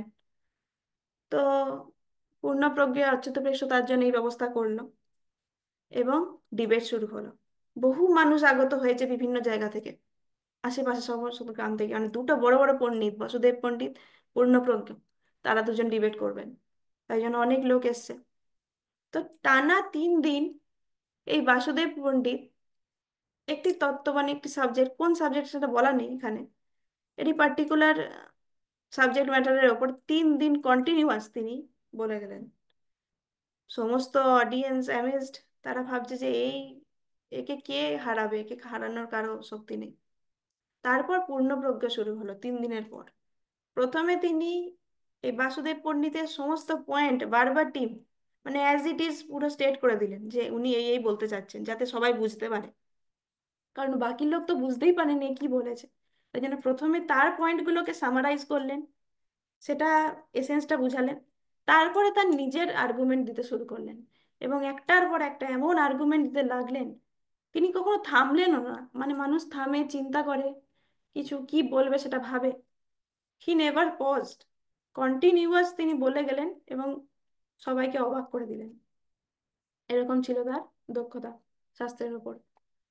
তো এইভাবে পূর্ণপ্রজ্ঞকে দেখে তার গুরু অচ্যুত প্রেক্ষ খুব অবাক হলো এবং বলল, চলো আমরা ইষ্ট সিদ্ধি নামক গ্রন্থ সেটা ভালোভাবে আলোচনা করি। তখনকার দিনে ইষ্ট সিদ্ধি খুব ফেমাস একটা বই, কারণ এটা অদ্বৈত ফিলোসফির বই, বিভিন্ন রকম কমপ্লেক্স আর্গুমেন্ট লজিক এই সমস্ত আছে। তো অচ্যুত প্রেক্ষ যখন প্রথম ভার্স রিসাইট করলেন এবং সেটার পারপারটা এক্সপ্লেন করছেন, পূর্ণপ্রজ্ঞ বলছেন, কমপ্লিট হয়ে যাওয়ার পর বলছেন যে আমার এখানে অনেকগুলো আমি ভুল ধরতে পারলাম, এখানে 32টা ভুল আছে, শুধু একটা ভার্সেরই উনি 32টা ভুল ধরলেন, এবং বললেন এই ইষ্টসিদ্ধি বইয়ের ওপরে আমাদের বেশি সময় নষ্ট করা উচিত নয়। এরকম ভাবে তিনি গুরুকে বললেন। গুরু অবাক হলো, এবং এটাই ছিল তার প্রথম মানে মায়াবাদের এগেনস্টে ডিরেক্ট স্টেপ আর কি, যে প্রথম তিনি যেন মায়াবাদের এগেনস্টে সবার মনে একটি ডাউট বা মানে ডাউট সৃষ্টি করলেন প্রথমবার। কারণ এত প্রবল ছিল মায়াবাদ, মানে সবার রক্তের মতো মিশে গেছে, এরকম ব্যাপার, যে ওটা ছাড়া আর অন্য কিছু তারা ভাবতেই পারে না, সেরকম অবস্থা। তো একদিন শ্রীমদ্ ভাগবতমের ওপর ক্লাস শুরু হলো। অচ্যুত প্রেক্ষক সামনে সমস্ত শিষ্যরা বসে আছে, পূর্ণপ্রজ্ঞ বসে আছে, এবং শ্রীমদ্ ভাগবতমের অনেকগুলো ম্যানুস্ক্রিপ্ট তার কাছে ছিল, অনেকগুলো ভার্সন। কোনটা যে অ্যাকচুয়াল শ্রীমদ্ ভাগবতম সেটা কিন্তু তিনি জানতেন না, অচ্যুত প্রেক্ষক, তাই সমস্ত ম্যানুস্ক্রিপ্ট নিয়েই বসেছেন এবং সমস্ত ম্যানুস্ক্রিপ্ট থেকে বুঝাচ্ছেন। তো পূর্ণপ্রজ্ঞ বলল, একটা পার্টিকুলারকে ধরে বলল যে এইটা হচ্ছে অ্যাকচুয়াল ব্যাসদেবের রচিত ভাগবতম। অচ্যুত প্রেক্ষক জিজ্ঞেস করে, কিভাবে তুমি বুঝতে পারছো এটা? বললো যে এটাই একমাত্র ব্যাসদেব অ্যাকসেপ্ট করতে পারে, বাকিগুলো করতে পারবে না। তো অচ্যুত প্রকাশ বলল, তুমি যদি এতই সার্টেন থাকো, তুমি এই এই ম্যানুস্ক্রিপ্টার এই পার্টিকুলার যেটাকে তুমি ঠিক মনে করছো, সেটার ফিফথ ক্যান্টোটা পুরো মানে সহ আমাদের বুঝাও। তো ফিফথ ক্যান্টোর মানে সহ বুঝাচ্ছেন এবং বিভিন্ন ডিসাইপেলকে উনি বলেছেন যে তোমরা এক একটি কপি নাও এবং ভেরিফাই করো। তো দেখা গেল পূর্ণপ্রজ্ঞ যে ফিফথ ক্যান্টোটা বলছে, যেভাবে এক্সপ্লেন করছে, সেটা একটা কপির সাথে পারফেক্টলি ম্যাচ করে গেছে, যেটাকে ও কারেক্ট কপি বলে বলেছিল। তো সবাই অবাক হলো। গুরু জিজ্ঞেস করছেন, এই পুরাণ তো তুমি কোনোদিন এর আগে শোনোওনি, পড়োওনি, তুমি কি করে বলতে পারলে একদম হুবহু? আমি তো তুমি কোনোদিন শিক্ষা দিইনি, আর তোমার গুরুকুলেও তুমি এসব শিক্ষা হয় না শ্রীমদ্ ভাগবতমের উপর, সেখানে জড়জাগতিক জাস্ট প্রিলিমিনারি শিক্ষা হয়। তো তিনি উত্তর দিলেন যে আমি আগের জন্মে বহু জন্ম ধরে ভাগবতম পড়ছি, তাই আমি জানি। তো ধীরে ধীরে তার খ্যাতি বাড়তে লাগলো এবং তিনি নিজেও, তার গুরুর আদেশে তিনি নিজেও অনেকজনকে, মানে অনেক জায়গায় লেকচার দিতেন। প্রতিদিন ভাগবতমের এক একটা নতুন প্যাসেজ তুলতেন, সেটার ওপর আলোকপাত করতেন এবং পুরনো যে যেসব মিস ইন্টারপ্রিটেশন সেগুলোকে চ্যালেঞ্জ করতেন। সমস্ত মানুষ একটি নতুন রাস্তা খুঁজে পেল, তারা এইভাবে কোনোদিন ভাবতোই না জিনিসটাকে। তো তার কাছে বহু মানুষ শুনতে আসতে লাগলো, বহু মানুষ তার ফলোয়ার হয়ে গেল। তো এইভাবে তিনি একটি গ্রাউন্ডকে প্রিপেয়ার করলেন, যে এরপরে তিনি তার যে দ্বৈত ফিলসফি সেটাকে এস্টাবলিশ করবেন। এখন মানুষজন চিন্তা ভাবনা করতে শিখেছে, তারা বুঝতে শিখেছে যে অদ্বৈত ফিলোসফির হুবহু আমি চোখ বন্ধ করে সবকিছু মেনে নিতে পারি না, অনেক ত্রুটি আছে। তারা এইভাবে চিন্তা ভাবনাই করতে পারতো না, সেটা এখন শিখেছে। এরপরে তিনি অ্যাকচুয়াল যে নলেজ, ভগবত তত্ত্ব, সেটা প্রদান করবেন। এবং ইনি হচ্ছেন প্রথম আচার্য যিনি ভাগবতম, মহাভারত এগুলোর ওপরে বা স্মৃতি শাস্ত্রের ওপরে বেশি ফোকাস করতেন। এর আগে যারা ছিল তারা শ্রুতি শাস্ত্র, বেদ, উপনিষদ এগুলোর বেশি ফোকাস করতো, কিন্তু ভাগবতম আর মহাভারতকে পপুলারাইজ মাধ্বাচার্যই করেছিলেন। তো এরপর অচ্যুত প্রেক্ষ দেখলো যে পূর্ণপ্রজ্ঞকে, আমি বৃদ্ধ হয়ে গেছি, এখন এই মঠের যে অধিপতি বা মঠের অধিপতি হিসাবে পূর্ণপ্রজ্ঞকে তিনি বাছলেন। এবং তিনি মানে অধিপতিকে সেখানে তখনকার দিনে রাজার মতো মনে করা হতো, যে সে সেই গ্রামটার বা সেই অঞ্চলের রাজা। এবং তার নাম দেওয়া হলো আনন্দ তীর্থ, কারণ সে ভগবানের সাথে সবসময় কানেক্টেড, এবং সে ভগবানের সাথে কানেক্টেড হওয়ার ফলে সে সবসময় আনন্দে পরিপূর্ণ এবং সবাইকে আনন্দ প্রদানও করতো। তার কথা শুনে সবার মন খুব আনন্দিত হয়ে যেত, তাই জন্য তার নাম দেওয়া হলো আনন্দ তীর্থ। তো তাকে দেখে বহু পণ্ডিত খুব ঈর্ষান্বিত হয়ে পড়ছে। বিভিন্ন জন উডুপিতে তার সাথে দেখা করতে আসছে, তাকে চ্যালেঞ্জ করতে আসছে। সেরকমই একটি তর্কশাস্ত্রিক বা লজিশিয়ান সে এলো, তার হিউজ নাম্বার অফ ডিসাইপলসকে নিয়ে এলো। এবং তাদের টপিক ছিল, ডিবেটের টপিক ছিল যে অনুমান প্রমাণ এটি একটি ইন্ডিপেন্ডেন্ট সোর্স অফ নলেজ কিনা। তো তারা বলছে অনুমান প্রমাণ হচ্ছে ইন্ডিপেন্ডেন্ট সোর্স অফ নলেজ। মানে আমরা পড়েছি না যে তিন ধরনের প্রমাণ হয়, প্রত্যক্ষ, অনুমান এবং শব্দ। তো আমরা জানি শব্দ প্রমাণ হচ্ছে বেস্ট, অথরাইজড, এবং অনুমান প্রমাণ ভালো না, কারণ ওর মধ্যে অনেক ত্রুটি থাকতে পারে। কিন্তু সেই তর্কশাস্ত্রী সে বলল যে অনুমান প্রমাণ হচ্ছে একটি ইন্ডিপেন্ডেন্ট নলেজ সোর্স। তাকে হারালেন আমাদের আনন্দ তীর্থ, এই সরি পূর্ণপ্রজ্ঞ তাকে হারালেন এবং তাকে প্রমাণ করে দেখালেন যে অনুমান একা কখনো দাঁড়িয়ে থাকতে পারে না, তাকে তাকে শব্দ প্রমাণের কাছ থেকে সাহায্য নিতে হবে, তবেই সে কোনো জিনিসকে সঠিকভাবে বুঝতে পারবে। তো এভাবে আনন্দ তীর্থ এখন, পূর্ণপ্রজ্ঞ এখন আনন্দ তীর্থ হয়ে গেছে। তো আনন্দ তীর্থ একে একে ন্যায়, বৈশেষিকা, অদ্বৈতা, বুদ্ধিস্ট সমস্ত ফিলোসফিকে স্কলারদেরকে একে একে হারালেন, পরাস্ত করলেন, যারাই উডুপিতে আসতো তার সাথে ডিবেট করতো। এরকম স্কলার বুদ্ধিসাগর, যার নাম আমরা হিস্ট্রি বইয়ে পড়েছি, বুদ্ধিসাগর বা আদিসিম্ব, এরা পর্যন্ত আনন্দ তীর্থের কাছে পরাস্ত হলেন। তো এরপর অচ্যুত প্রেক্ষ আনন্দ তীর্থকে বললো যে তুমি অনেকজনকে পরাস্ত করেছো, তুমি মায়াবাদকে অনেক খণ্ডন করেছো। এবার তোমার যে নিজের যে সিস্টেম অফ নলেজ, মানে তোমার নিজের মানে ডক্ট্রাইন, সেটাকে তুমি এস্টাবলিশ করো ব্রহ্মসূত্রের ওপর। তো বললেন যে ব্রহ্মসূত্রের ওপর বা বেদান্ত সূত্রের ওপর তুমি একটি টিকা লেখো, এটার মাধ্যমে তুমি শুরু করো। তো অচ্যুত প্রেক্ষ তার গুরুর আদেশ মেনে শুরু করলেন সেই ব্রহ্মসূত্রের ওপর রচনা। কিন্তু তার আগে সে গীতার ওপর একটি টিকা লিখেছেন, সেটা হচ্ছে গীতা ভাষ্য। আর এই সময় তিনি এতটা পপুলার ছিলেন যে তাকে সবাই মাধ্বাচার্য বলে ডাকতো, কারণ তার কথার মধ্যে এত মধুযুক্ত আচার্য, তার কথার মধ্যে এত মিষ্টতা বা এত নেকটার, তাই জন্য সে মাধ্বাচার্য হিসেবে বিখ্যাত হলেন। তো এইভাবে বাসুদেব প্রথমে পূর্ণপ্রজ্ঞ হলো, তারপর আনন্দ তীর্থ হলো, এখন তিনি মাধ্বাচার্য। এরপর মাধ্বাচার্য সাউথ ইন্ডিয়া ভ্রমণে বেরোলেন তার গুরুদেবের সাথে। বিভিন্ন তীর্থ তিনি ভ্রমণ করলেন। অ্যাকচুয়াল উদ্দেশ্য ছিল তীর্থকে ভ্রমণ করা এবং সেখানকার মানুষকে ভগবত তত্ত্ব দেওয়া। তিনি প্রথমে ত্রিবান্দ্রমে গেলেন, সেখানে অনন্ত পদ্মনাভ ডিটি আমরা দেখতে পাচ্ছি এই ওপরে, পদ্মনাভ স্বামী, তার দর্শন করলেন। তারপর চতুর্মাস্যতে তিনি রামেশ্বরমে 4 মাস কাটালেন। সেখানেও বিভিন্ন ভক্তকে তিনি, মানে বিভিন্ন মানুষকে তিনি ভক্তে পরিণত করলেন, তার অনেক শিষ্য হলো। প্রতিটি জায়গায় যাচ্ছেন, সেখানে মানুষকে পরাস্ত করছেন, তাদেরকে ভগবত তত্ত্ব জ্ঞান দিচ্ছেন এবং তার অনেক ফলোয়ার্স বাড়ছে। তারপরে তিনি ফেরার পথে শ্রীরঙ্গমে গেলেন, শ্রীরঙ্গমের রঙ্গনাথ স্বামী। তারপরে শ্রী মুসনাম বলে একটা জায়গা আছে, সেখানে ভূবরাহ মন্দির, এই যে ছবি দেওয়া আছে, সেটা দর্শন করলেন। তো এইভাবে তিনি বিভিন্ন তীর্থ দর্শন, মানে 7 বছর ধরে কন্টিনিউয়াস তিনি বিভিন্ন জায়গায় দর্শন করলেন, বিভিন্ন মানুষকে ভক্ত বানালেন এবং তিনি এরপর ফিরছেন। ফেরার পথে চন্দ্রগিরি নদীর তটে একটি মন্দিরে বসে তিনি একটি লেকচার দিচ্ছিলেন ঐতরেয় উপনিষদের ওপরে।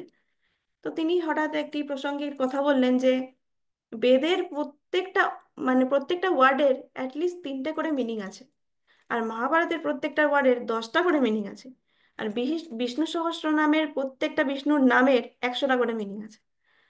তো সেখানে অনেক পণ্ডিত বসেছিল, তারা তাকে থামিয়ে, দাঁড়া দাঁড়া দাঁড়া, দেখুন 100টা মিনিং আপনি বলতে পারবেন, যে কোনো একটা ওয়ার্ডের ওপর 100টা মিনিং, এরকম ভাবে চ্যালেঞ্জ করলো।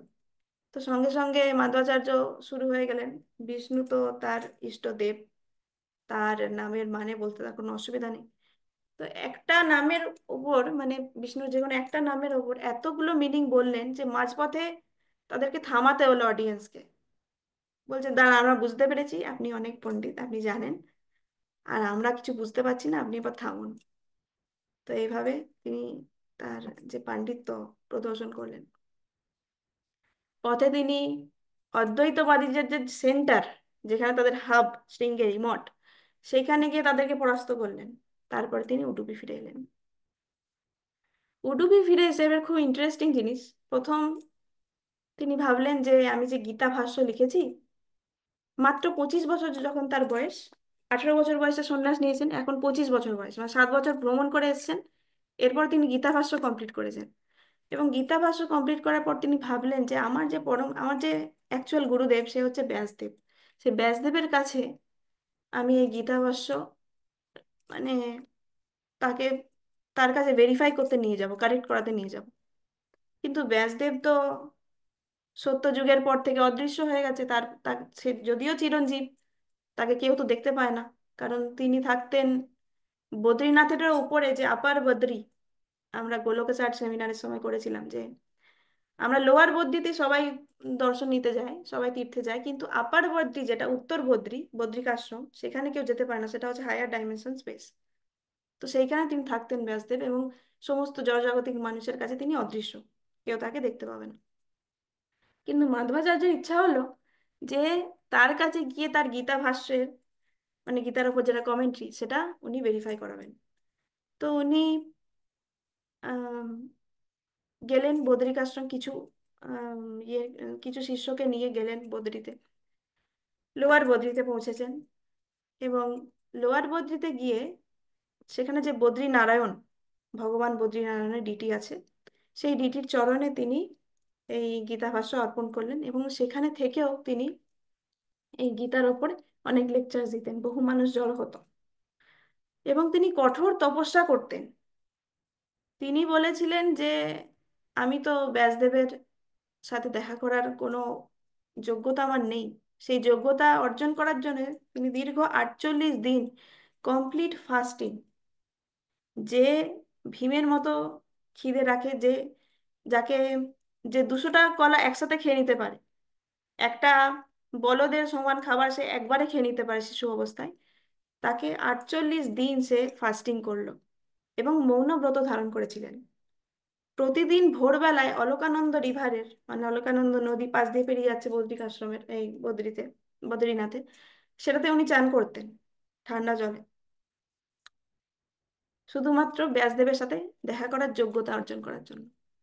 এবং তিনি তার একটা উইল লিখেছিলেন, যেহেতু মৌন ব্রত ধারণ করেছেন, কিছু কথা বলতে পারবেন না, যেহেতু তার শিষ্যদের সাথে লিখে উনি কমিউনিকেট করলেন যে আমি এরপর বদ্রিক আশ্রমের দিকে রওনা হব, ওখান থেকে আমি ফিরে আসতে পারবো কিনা সেটা ব্যাসদেবই জানে, তোমরা ভালো থেকো, এইটুকু লিখেছিলেন।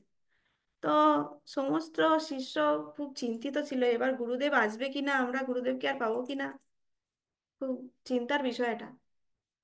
তো দেখা গেল 48 দিন পর যখন তার ফাস্টিং কমপ্লিট হলো, ব্যাসদেব নিজে নেমে এলেন আপার বদ্রী থেকে লোয়ার বদ্রী, এবং মাধ্বাচার্যকে বললেন তুমি আমার আশ্রমে এসো, তাকে পার্সোনাল ইনভাইট করে গেলেন। বাকিরা শিষ্যরা কিছু বুঝতে পারে না, শুধু একটা দেখছে আলো আসলো দিয়ে চলে গেল, কিন্তু দেখতে পেলেন না যে ব্যাসদেব এসেছিলেন। তো এবার এটা খুব ইন্টারেস্টিং একটা ছবি পাশে দেওয়া আছে। তো মানে হিমালয় খুবই, মানে খুব রাফ টেরেন, কোনো মানুষের পক্ষে সেই পাহাড়ে চড়া, তার পিকে পৌঁছানো অসম্ভব। তো মাধ্বাচার্য যাচ্ছে, তার যে ছায়া সঙ্গী একটি শিষ্য ছিল, তার নাম সত্যতীর্থ, মানে গুরু অনুগত প্রাণ, সে সে সবসময় গুরুর ছায়া হিসেবে থাকতো, কখনো গুরুকে একা ছাড়তো না। তো এই সত্যতীর্থ বললেন গুরুদেব আমিও যাই, আপনাকে কে সাহায্য করবে আপনার পথে যদি কিছু দরকার হয়। তো বলছে ঠিক আছে চলো, মুখে বলছে না কিন্তু ইশারা করে দেখাচ্ছে ঠিক আছে চলো, কারণ এখনো মৌনব্রত আছে। তো কিছু দূর গিয়ে তাদের দুজনের মধ্যে এত গ্যাপ হয়ে গেল যে সত্যতীর্থ আর পারছে না উঠতে, এত কষ্ট হচ্ছে তার। দূর থেকে মাধ্বাচার্য বলছে তুমি ফিরে যাও, ইশারা করে দেখাচ্ছেন ফিরে যাও, কিন্তু ফিরবে কি করে, এতটা রাস্তা পাহাড়ের ওপর উঠেছে কোনো রকম সে। তো মাধ্বাচার্য এরকম জাস্ট হাতে একটু এরকম করে দিলেন, তাতেই ওখানে একটা স্ট্রং উইন্ড তাকে নিয়ে, এই যে এরকম ভাবে বেরিয়েছে উইন্ডটা, সেই উইন্ডটা তাকে নিয়ে সেইখান থেকে সোজা তুলে নিয়ে গিয়ে সেই নিচে যে আশ্রমে থাকতেন ওনারা লোয়ার বদ্রীতে, সেইখানে গিয়ে ফেললো। এরকম ক্ষমতা ছিল, সে তো বায়ুদেব, তার এরকম ধরনের অলৌকিক ক্ষমতা আছে। তো এভাবে মাধ্বাচার্য একা একাই বদ্রিক আশ্রমের দিকে রওনা দিলেন, এবং বড় বড় পা ফেলে ফেলে এরপরে তিনি রওনা দিচ্ছেন, আর কেউ দেখাননি তার তো তিনি বড় বড় পা ফেলে ফেলে বদ্রিক আশ্রমে হনুমানের মতন ঝাঁপ দিয়ে দিয়ে তিনি রওনা হলেন। তো উত্তর বদ্রীকে বলা হয় যে একটি মিনি বৈকুণ্ঠ, খুব সুন্দর, সেখানে ভগবান ব্যাসদেব আছেন, ভগবানেরই অবতার, এবং নরনারায়ণ ঋষিও সেখানে আছেন। খুবই সুন্দর, মানে ওখানে দেখে মনে হবে না যেটা ঠান্ডা কোনো জায়গা, ওটা খুব সুন্দর গাছপালা সবুজ, এবং সেখানে শুধু শুদ্ধাত্মাদেরই বাস। কোনো অশুদ্ধ ব্যক্তি যদি, মানে 1%ও ইম্পিউরিটি তার মধ্যে থাকে, তার এখানে প্রবেশ করা অসম্ভব। তো তাকে দেখতে পেয়ে ব্যাসদেব উঠে, সেখানে ব্যাসদেবের সেটা নিত্যধাম, তো ব্যাসদেব উঠেই তাকে জড়িয়ে ধরলেন, এবং তারপরে মাধ্বাচার্য যে ছবিতে দেখা যাচ্ছে মাধ্বাচার্য ব্যাসদেবের সামনে বসে আছেন এবং তার গীতা ভাষ্য পড়ে শোনাচ্ছেন। গীতা ভাষ্য পড়ে তিনি রেকটিফাই করাচ্ছেন যে সমস্ত কিছু ঠিকঠাক লিখেছি না, কোথাও কিছু চেঞ্জ করতে হবে। তারপর ব্যাসদেব পারমিশন দিলেন, অ্যাপ্রুভ করলেন, তাকে নরনারায়ণ ঋষির কাছে নিয়ে গেলেন। আমরা জানি যে কৃষ্ণ অর্জুন সেই নরনারায়ণ, তো সেই নরনারায়ণ ঋষির কাছে নিয়ে গেলেন, এবং সেও অ্যাপ্রুভ করলো, এবং সে বলল তুমি তাড়াতাড়ি যাও, তাড়াতাড়ি গিয়ে তুমি ব্রহ্মসূত্রের ওপরে ভাষ্য লেখো, বেদান্ত সূত্রের ওপর, কারণ সেই ওইটাই হচ্ছে মানে সেই স্ক্রিপচার যেটার সবচেয়ে বেশি মিস ইন্টারপ্রিটেশন হয়েছে, তাই তাড়াতাড়ি গিয়ে ব্রহ্মসূত্রের ওপর তুমি লেখো। তো এইভাবে তিনি ফিরে এলেন দুজনের কাছে আশীর্বাদ নিয়ে, ব্যাসদেব এবং নরনারায়ণ ঋষি। এবার যখন ফিরে আসছেন উডুপি যাওয়ার পথে, বিভিন্ন জায়গা ভ্রমণ করে করে যাচ্ছেন। তো হঠাৎ একদিন তিনি নবদ্বীপে এসে পৌঁছালেন। আমি কিছু কিছু স্কিপ করে করে যাচ্ছি, কারণ সময়ের অনেক কিছু পাস টাইম আছে, এত বলে শেষ করা যাবে না। তো হঠাৎ উনি একদিন নবদ্বীপে এলেন। এখনো মহাপ্রভু আবির্ভাব করার মানে প্রায় 300 বছর আগে, এটা মানে মহাপ্রভু আজ থেকে 500 বছর আগে এসেছেন, আর তারও 300 বছর আগে মাধবাচার্য। তো এখনো মহাপ্রভু আসেনি, নবদ্বীপ ধামের গ্লোরিজ কেউ জানে না। তো হঠাৎ উনি নবদ্বীপে থাকাকালীন একদিন স্বপ্ন দেখলেন, মহাপ্রভু তার কাছে আবির্ভূত হয়ে বলছে যে আমি জানি এবং সবাই জানে যে তুমি হচ্ছে আমার নিত্য সেবক, এবং আমি আমি যখন আবির্ভূত হব তখন আমি তোমার সম্প্রদায়তেই মানে সন্ন্যাস নেব, তোমার সম্প্রদায়তেই যুক্ত হব, এবং তখন আমি তোমার যে টিচিং সেগুলো আরো বেশি প্রচার করব। তোমার এখন কাজ হচ্ছে যত রকম মায়াবাদ, নির্বিশেষবাদ, ইম্পার্সোনালিজম, যা যা ফিলোসফি আছে সমস্তকে ভুল প্রমাণ করে সঠিক আহ, জিনিসটা সবাইকে দেওয়া, এবং কৃষ্ণের বিগ্রহের অর্চনা করা সবাইকে শেখানো। কারণ এর আগে বিগ্রহ অর্চনা কৃষ্ণর ছিল না। মানে রামানুজাচার্য ছিলেন, তিনিও বৈষ্ণব, তিনিও অনেকটা মায়াবাদকে খণ্ডন করেছেন, কিন্তু তাদের কাছে বিষ্ণু হচ্ছে সুপ্রিম লর্ড। কিন্তু মাধ্বাচার্য সম্প্রদায় কৃষ্ণকেও বিষ্ণুরও উৎস বলে গণনা করে, কৃষ্ণর ওয়ার্শিপটা মেন আর কি ওখানে। তো এভাবে তারপরে এই কথা বলে চৈতন্য মহাপ্রভু তার ডিসঅ্যাপিয়ার করে গেলেন। যখন মাধ্বাচার্য সকালে উঠলেন তখন তিনি বলছেন যে এরকম সুন্দর একটি গৌর বিগ্রহ একে আমি কবে আবার দেখতে পাবো। তো এরকম ভাবে একটু তিনি ল্যামেন্ট করছেন যে এরকম ভগবানের এরকম রূপ আমি কোনোদিন দেখিনি, এটা এরকম রূপ আবার কবে দেখতে পাবো। তো আকাশ থেকে দিব্যবাণী হলো যে তুমি আমার সিক্রেটলি আমার ওয়ার্শিপ করো এবং তুমি আমার কাছেই ফিরে আসবে। এরপর তিনি বহু জায়গায় ভ্রমণ করেন, গোদাবরী তীরে, তারপরে আরো সাউথে আসেন, আরো সাউথে আসেন। তো বিভিন্ন জায়গায় বিভিন্ন তার ফলোয়ার্স হয়। আমরা দেখতে পাই এই যে মাধ্বাচার্য, এটা আমাদের গুরু পরম্পরায় পুরো সব সমস্ত আচার্য ছবি দেওয়া আছে। ব্যাসদেবের পরেই মাধ্বাচার্য, কারণ ব্যাসদেবের শিক্ষা ডিসাইপল ছিল মাধ্বাচার্য। দীক্ষা উনি অচ্যুত প্রেক্ষকের কাছে নিয়েছেন, কিন্তু শিক্ষা গুরু ছিলেন ব্যাসদেব। তো তারপরেই পদ্মনাভ তীর্থ, নরহরি তীর্থ, মাধব তীর্থ এবং অক্ষোভ্য তীর্থ, এই চারজনেই পরপর পরপর দেওয়া আছে, কিন্তু চারজনই ছিল মাধবাচার্যের শিষ্য। পরপর দেওয়া আছে কারণ মাধবাচার্যের যে মঠ, কৃষ্ণ মঠ, সেই মঠে ওনারা পরপর মঠাধিপতি হন, সেই জন্য পরপর দেওয়া আছে। বাট একসাথেই ওনারা চারজনই কিন্তু মাধবাচার্যের ডিসাইপল ছিলেন। তো একটি ইন্টারেস্টিং খুবই মানে দারুণ পাস টাইম আছে, সেটা হচ্ছে আমরা দাপর যুগে চলে যাই, যখন ভগবান আছেন দ্বারকায়। হঠাৎ একদিন দ্বারকায় তার মা, ভগবানের মা বলছেন দেবকী মাতা যে তোমার যে ছোটবেলায় সমস্ত লীলা, বাল্য লীলা, সেগুলো তো তুমি তোমার যশোদা মাকে দেখিয়েছো, কিন্তু আমি তো কিছু দেখতে পাইনি। আমাকে তুমি যদি ওগুলো সেগুলো দেখাতে, একটু প্রদর্শন করতে, খুব ভালো হতো। তো কৃষ্ণ তার মায়ের এই ইচ্ছা পূরণ করার জন্য বাল্য রূপে সঙ্গে সঙ্গে কনভার্ট হয়ে গেলেন, ইয়ুথ থেকে বাল্য হয়ে গেলেন, এবং বালক হিসেবে যা যা লীলা করেছিল সেগুলো তার মায়ের সামনে দেখালেন। তার মা প্রচন্ড আনন্দিত হলো, খুব মনোমুগ্ধ হলো।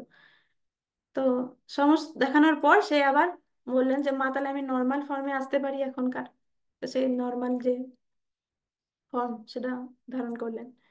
কিন্তু এই জিনিসটা পুরোটা রুক্মিণী দেবী লুকিয়ে লুকিয়ে দেখেছিলেন, যে ভগবানের বাল রূপে ভগবানের যে বাল্য লীলা সমস্ত কিছু দেখেছিলেন। তো তিনি ভগবানকে বললেন, ভগবান তোমার এই বাল্য রূপ কি আমি আর দেখতে পাবো না? খুবই সুন্দর ছিল, আমি এই রূপকে মনে ধরে রাখতে চাই, কি করব আমি? তো ভগবান রুক্মিণী দেবীর ইচ্ছা পূরণ করার জন্য সঙ্গে সঙ্গে একটি ডিটিতে পরিণত হলেন, এই বাল্য রূপ, এক্সাক্ট ফর্ম। তো সেই ডিটি তিনি রুক্মিণী দেবীকে দিয়ে বললেন যে এই ডিটি তুমি অর্চনা করবে, এটি আমার থেকে অভিন্ন। তো রুক্মিণী দেবী তার অন্তর্মহলে খুব প্রেমের সাথে এই বাল্য রূপের অর্জন করতেন। তো কিছু বছর পর যখন দ্বারকা জলে ডুবে, মানে দ্বারকা ধ্বংস হয়ে যায়, এবং কৃষ্ণ তার সমস্ত পার্ষদ সবাই গোলক বৃন্দাবনে বাপস চলে যায়, মানে দ্বারকাপুরীতে আর কেউ নেই, তখন অর্জুন এসেছিল। অর্জুন এসে এই বিগ্রহকে অন্দরমহল থেকে, মানে রুক্মিণী দেবীর মহল থেকে নিয়ে গিয়ে রুক্মিণী বনে মানে লুকিয়ে রেখেছিলেন। ভগবানই তাকে গাইড করেছিলেন। তো একটা জায়গায় লুকিয়ে রেখেছিলেন এবং বহু বহু বছর পেরিয়ে যায়। এবং এই যে ডিটি, তার সাথে আরো দুটো ডিটি ছিল পাশাপাশি। একটা হচ্ছে বলরামের, একটা হচ্ছে জনার্দন কৃষ্ণের। তিনটে ডিটি টোটাল ছিল। তো এই তিনটে ডিটি এত বছর পর, মানে হাজার হাজার বছর পর কলিযুগ চলে এসছে দাপরের পর, ততদিনে এই ডিটি গোপীচন্দন মাটিতে পুরো ঢাকা পড়ে গেছে। এবং তখনকার দিনে গোপীচন্দনের বড় বড় চাই জাহাজে ইউজ করা হতো ব্যালেন্স করার জন্য, জাহাজটার মানে ব্যালাস্ট হিসেবে ইউজ করা হতো ব্যালেন্স করার জন্য। তো সেরকম একটি বিশাল বড় গোপীচন্দনের ঢিপি, যার মধ্যে এই বিগ্রহগুলো আছে, ছোট ছোট বিগ্রহ, সেই মানে মানে গোপীচন্দনের এই বড় চাইটা নিয়ে একটি ওখানকার বণিক, সে দ্বারকা থেকে উডুপির তরফে যাত্রা করছেন। এই যে এখানে দ্বারকা ম্যাপে দেওয়া আছে, গুজরাটে। এখান থেকে তিনি জাহাজে করে আসছেন। তার কাছে অনেকগুলো মানে ওরকম গোপীচন্দ্রের চাই আছে, তার মধ্যে একটি চাই, সেটাতে ভগবানের বিগ্রহগুলো লুকিয়ে আছে। এমন সময় এইখানে উডুপির কাছে, উডুপি তো মানে আরব সাগরের জাস্ট তটেই, তো সেখানে প্রতিদিন মাধবাচার্য স্নান করতে যেতেন। এবং একদিন তিনি স্নান করতে গেছেন এবং একটি স্তোত্র রচনা করছিলেন, দ্বাদশ স্তোত্র, খুব ফেমাস। এখনো সেই দ্বাদশ স্তোত্র মাধবাচার্যের মঠে সবাই আহ, মানে প্রে করে, দ্বাদশ স্তোত্র পাঠ করে। সেটা রচনা করছিলেন, 5টি ভার্স হয়েছে, দ্বাদশ মানে 12, তার মধ্যে 5টি হয়েছে, রচনা করেছেন উনি। বাকিগুলো এখনো রচনা করেননি, মানে ভাবছেন কি করবেন। এবং মনে মনে তার একটি অদ্ভুত চিন্তা আসতে শুরু করলো। তিনি যেন, মানে তার মনে হতে শুরু করলো তিনি যেন ভগবানের সাথে সাক্ষাৎ তার দর্শন হবে, সাক্ষাৎ তার ভগবানের সাথে মিটিং হবে। সেই মুড নিয়ে তিনি স্নান করতে যাচ্ছেন। স্নান করা হয়েছে, বিচে বসে তিনি ধ্যান করছেন, ভাবছেন কিভাবে স্তোত্রটাকে কমপ্লিট করবেন। এমন সময় দেখা গেল যে দূরে একটা জাহাজ খুব ঝড়ের মধ্যে পড়ে গেছে এবং জাহাজটার প্রায় ডুবে ডুবে যাচ্ছে। তো সেই জাহাজে যে বণিক, সে চেঁচাচ্ছে, বাঁচাও বাঁচাও। তো মাধ্বাচার্য কি করলেন, তাকে দেখতে পেয়ে উঠে দাঁড়ালেন এবং তার যে উত্তরীয় সেটা হাওয়ায় এরকম ভাবে জাস্ট একবার ওয়েভ করে দিলেন। সে এরকম করার সাথে সাথেই সেই সমস্ত ঝড় থেমে গেল, পুরো শান্ত হয়ে গেল সমুদ্র। এবং তিনি আবার এরকম ভাবে করে দিলেন এবং বায়ুদেব নিজে সেই মানে জাহাজটাকে তটের দিকে বা বিচের দিকে নিয়ে চলে এলো। তো সেই বণিক বুঝতে পারলো যে এই সাধুই অ্যাকচুয়ালি আমার জাহাজকে এবং আমাকে বাঁচিয়েছে আজকে মৃত্যুর হাত থেকে। তো তিনি খুব কৃতজ্ঞতা সহকারে বলছেন, আপনাকে, আপনার জন্য যদি কিছু করতে পারি খুব ভালো লাগে। আপনি যদি কিছু নেন আমার কাছে সোনা আছে, আমার কাছে অনেক হাঁড়ি কলসি আছে, আমার কাছে পুরো জাহাজটাই আপনাকে আমি দিয়ে দিতে পারি। এতটাই কৃতজ্ঞ ছিলেন। কিন্তু মাধবাচার্য বলছেন, না না, আমি সন্ন্যাসী, আমার এসব কিছু লাগবে না। তুমি তো দ্বারকা থেকে আসছো মনে হয়, দ্বারকাতে তো গোপীচন্দন থাকে। গোপীচন্দনটা আমাদের খুব কাজের জিনিস, যদি গোপীচন্দনের একটা চাই আমাদের দিতে পারো। তো দুটো চাই এরকম বড় বড়, সেটা উনি দিলেন এবং চলে গেলেন। তো এই চাইগুলো, মাধ্বাচার্য এত বড় বড় জিনিস, সেগুলো দু হাতে করে তিনি নিজেই একা একা বয়ে আসছিলেন। মানে বিচ থেকে এবার মঠের দিকে যাচ্ছেন আর কি, ওগুলোকে নিয়ে হাতে। হঠাৎ ওই চাইগুলো ভেঙে তার মধ্যে থেকে, একটা চাই থেকে 3টে ডিটিস বেরিয়ে এলো। সেই আমরা দেখতে পাচ্ছি ছবিতে, এই চাইটা ভেঙে কিভাবে ভগবানের মূর্তি প্রকাশ পেল। তো সেই মূর্তি যখন মাটিতে পড়ে গেছে, তো সেটা দেখে মাধবাচার্যের আশেপাশে অনেক তার শিষ্যরাও এসে তারা সেই ডিটিকে তুলতে যাচ্ছে। 30 জন শিষ্য মিলে সেই ডিটি তুলতে পারেনি, এত ভারী সেটা। কিন্তু মাধবাচার্য নিজে যেন একটা ছোট্ট শিশুর মতো তাকে তুলে নিল কোলে। এই ছবিতে দেখতে পাচ্ছি কি সুন্দর, তাকে কোলে তুলে নিয়ে, এবং তাকে কোলে তোলার সাথে সাথেই যে ভার্সগুলো তার বাকি ছিল দ্বাদশ স্তোত্রতে, সেগুলো তার মনে চলে এলো। এবং তিনি সে ইন্সপায়ার্ড হয়ে তখনই সেটা গান গাইতে গাইতে, এবং তার অষ্টসাত্ত্বিক বিকার দেখা দিল, ভগবানের সাথে তার ডাইরেক্ট মিলন বহুদিনের জন্য, বহুদিন ধরে তার তার জন্য তিনি ওয়েট করেছিলেন। তো এভাবে তিনি সেই বিগ্রহকে মঠে নিয়ে এলেন। মঠে নিয়ে এসে তাকে স্থাপন করা হলো। সেই বিগ্রহকেই বলা হয় উডুপি কৃষ্ণা, যেটা এখন উডুপি কৃষ্ণার দর্শনে বহু বহু মানুষ উডুপি ধাম যাত্রা করে। তো এবং তার সাথে যে আরো দুটি বিগ্রহ পড়েছিল, তার মধ্যে একটি বিগ্রহ হচ্ছে বলরাম, বড় খণ্ডেশ্বর বলরাম তার নাম। সেটা ওই বিচের কাছেই একটি মন্দিরে স্থাপন করা হয়। আরেকটি যে জনার্দন বিগ্রহ, সেটি একটু দক্ষিণে ইয়েরমাল বলে একটা গ্রাম আছে, সেখানে মন্দিরে স্থাপন করা হয়। এই তিনটি বিগ্রহ ভগবানের আহ মানে দ্বারকা থেকে উডুপিতে এসছে। তো মাধবাচার্য নিজে প্রতিদিন ওয়ার্শিপ করতেন এই উডুপি কৃষ্ণার, যে ছবিতে দেখা যাচ্ছে। এবং খুব রিগোরাস ওয়ার্শিপের সিস্টেম ছিল, মানে পঞ্চরাত্রিক বিধি একদম মানে খুব সুন্দর পারফেক্ট ভাবে ওনারা ফলো করতেন, হাই স্ট্যান্ডার্ড বিগ্রহ অর্চনের। এই যে তিনটি ডিটির ছবি আমি দিয়েছি, প্রথমটা হচ্ছে উডুপি কৃষ্ণ, যেটা কৃষ্ণ মঠে আছে। তারপরে হচ্ছে বলরামের ডিটি, বড়খণ্ডেশ্বর বলরাম। তারপরে হচ্ছে ইয়েরমাল জনার্দন ডিটি। এরপর তার গীতা ভাষ্য কমেন্ট্রি খুব পপুলার হয়ে গেছে। তার ব্রহ্মসূত্রের ওপর যে ভাষ্য, সেটাও খুব পপুলার হয়েছে। এরপরে তিনি ভাবলেন সাধারণ জনতার জন্য মহাভারতের ওপর একটি ভাষ্য তিনি লিখবেন, কমেন্ট্রি লিখবেন। কারণ মহাভারত মানে সাধারণ যারা যারা ভক্ত এখনো হয়নি, তাদের জন্য অনেক শিক্ষণীয়, অনেক টিচিংস আছে, হিডেন অনেক গুহ্য টিচিংস আছে। তো তিনি ভাবলেন এবার সেই গ্রন্থের জন্য আমি প্রথমে আবার বদ্রিকাশ্রমে গিয়ে ব্যাসদেবের কাছে আশীর্বাদ নেব, তারপরে এই গ্রন্থ রচনা করা শুরু করব। তো তিনি বদ্রির উদ্দেশ্যে কিছু ভক্তকে নিয়ে রওনা হলেন। পথে মহারাষ্ট্রে একটি কিংডম আছে, দেবগিরি কিংডম। সেখানে যে রাজা ছিল, সেই রাজা একটু অদ্ভুত ধরনের ছিল। রাজা পাবলিক ওয়েলফেয়ার অ্যাক্টিভিটিস প্রচুর করতেন, কিন্তু তার সাথে সাথে যে তাকে সেই পাবলিক ওয়েলফেয়ার অ্যাক্টিভিটি হেল্প করতো না করতে, তাকে হত্যা করতেন। মানে ধরো কোথাও একটা কিছু বাড়ি তৈরি হচ্ছে, সমস্ত রাজ্যে সবাইকে তাকে হেল্প করতে হবে, যে করবে না তাকে হত্যা করে দেবেন, এরকম ছিল। তো সেই রাজ্যের মাঝখান দিয়ে এই সন্ন্যাসীর দল, মাধ্বাচার্য এবং তার কিছু ডিসাইপল পেরিয়ে যাচ্ছে। তো রাজা বলল যে তুমি আমার রাজ্যে এসছো, এখানে একটা জলাশয় মানে সরোবর তৈরি করা হচ্ছে, তোমরা হাতে কুঠার নাও, দিয়ে আমাকে হেল্প করো।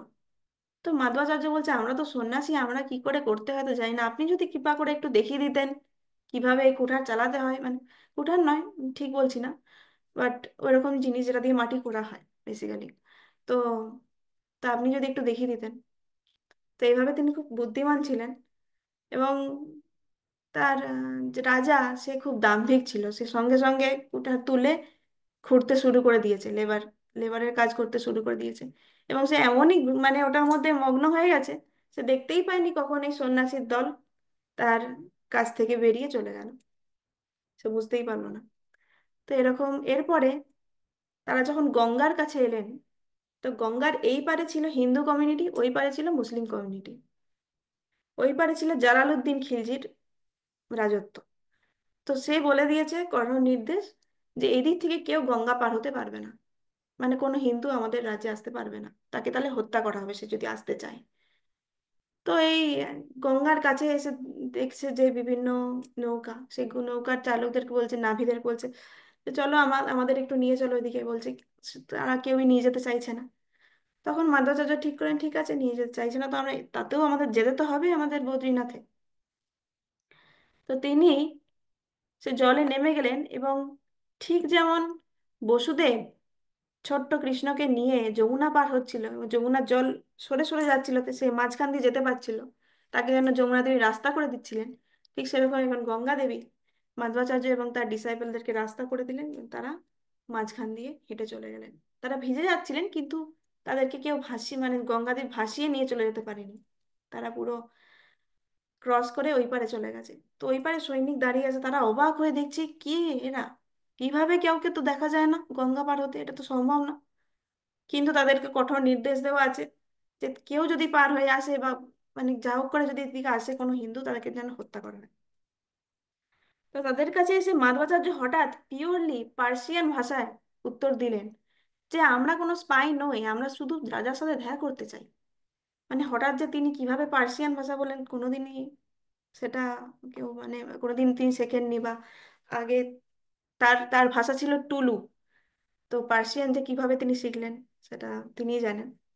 তো এভাবে তারা তার পার্সিয়ান শুনে খুব আশ্বাস পেল যে না, এই আমাদেরই লোক মনে হচ্ছে, এ আমাদেরই লোক। তো এনাকে রাজার কাছে নিয়ে গেলেন। রাজার কাছে গিয়ে বললেন যে আমরা তো সাধু, আমরা তো কোনো স্পাই নই যে আমাদেরকে এরকম ভাবে আটকানো হচ্ছে, আমরা শুধু বদ্রীনাথে দর্শন করতে যাচ্ছি।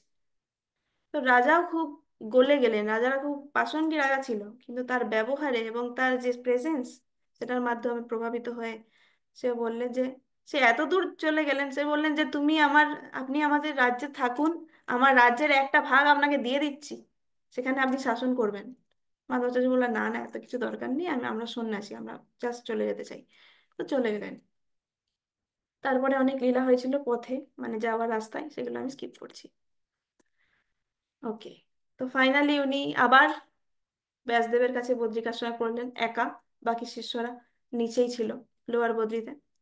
এবং তিনি ব্যাসদেবের কাছে আশীর্বাদ নিলেন একটা নতুন মহাভারতের ওপর কমেন্ট্রি লেখার জন্য, মহাভারত তাৎপর্য নির্ণয় এটার নাম বইটার। এবং তার সাথে সাথে ব্যাসদেব তাকে 8টি শালিগ্রাম শিলা উপহার দিলেন। সেই 8টি শিলা মাধ্বাচার্য যে অষ্টমঠ উডুপিতে, সেখানে তাদের পুজো হয়। এবং মাধ্বাচার্য যখন যে কোনো গ্রন্থ লিখতেন, আমাদের প্রভুপাদ যেমন বিভিন্ন জায়গা থেকে রেফারেন্স দিয়ে দিয়ে লেখেন, তিনিও সেরকম বহু জায়গায় বহু শাস্ত্র থেকে রেফারেন্স দিয়ে দিয়ে লিখতেন। এবং তার একটা বিশাল লাইব্রেরি ছিল শাস্ত্রের।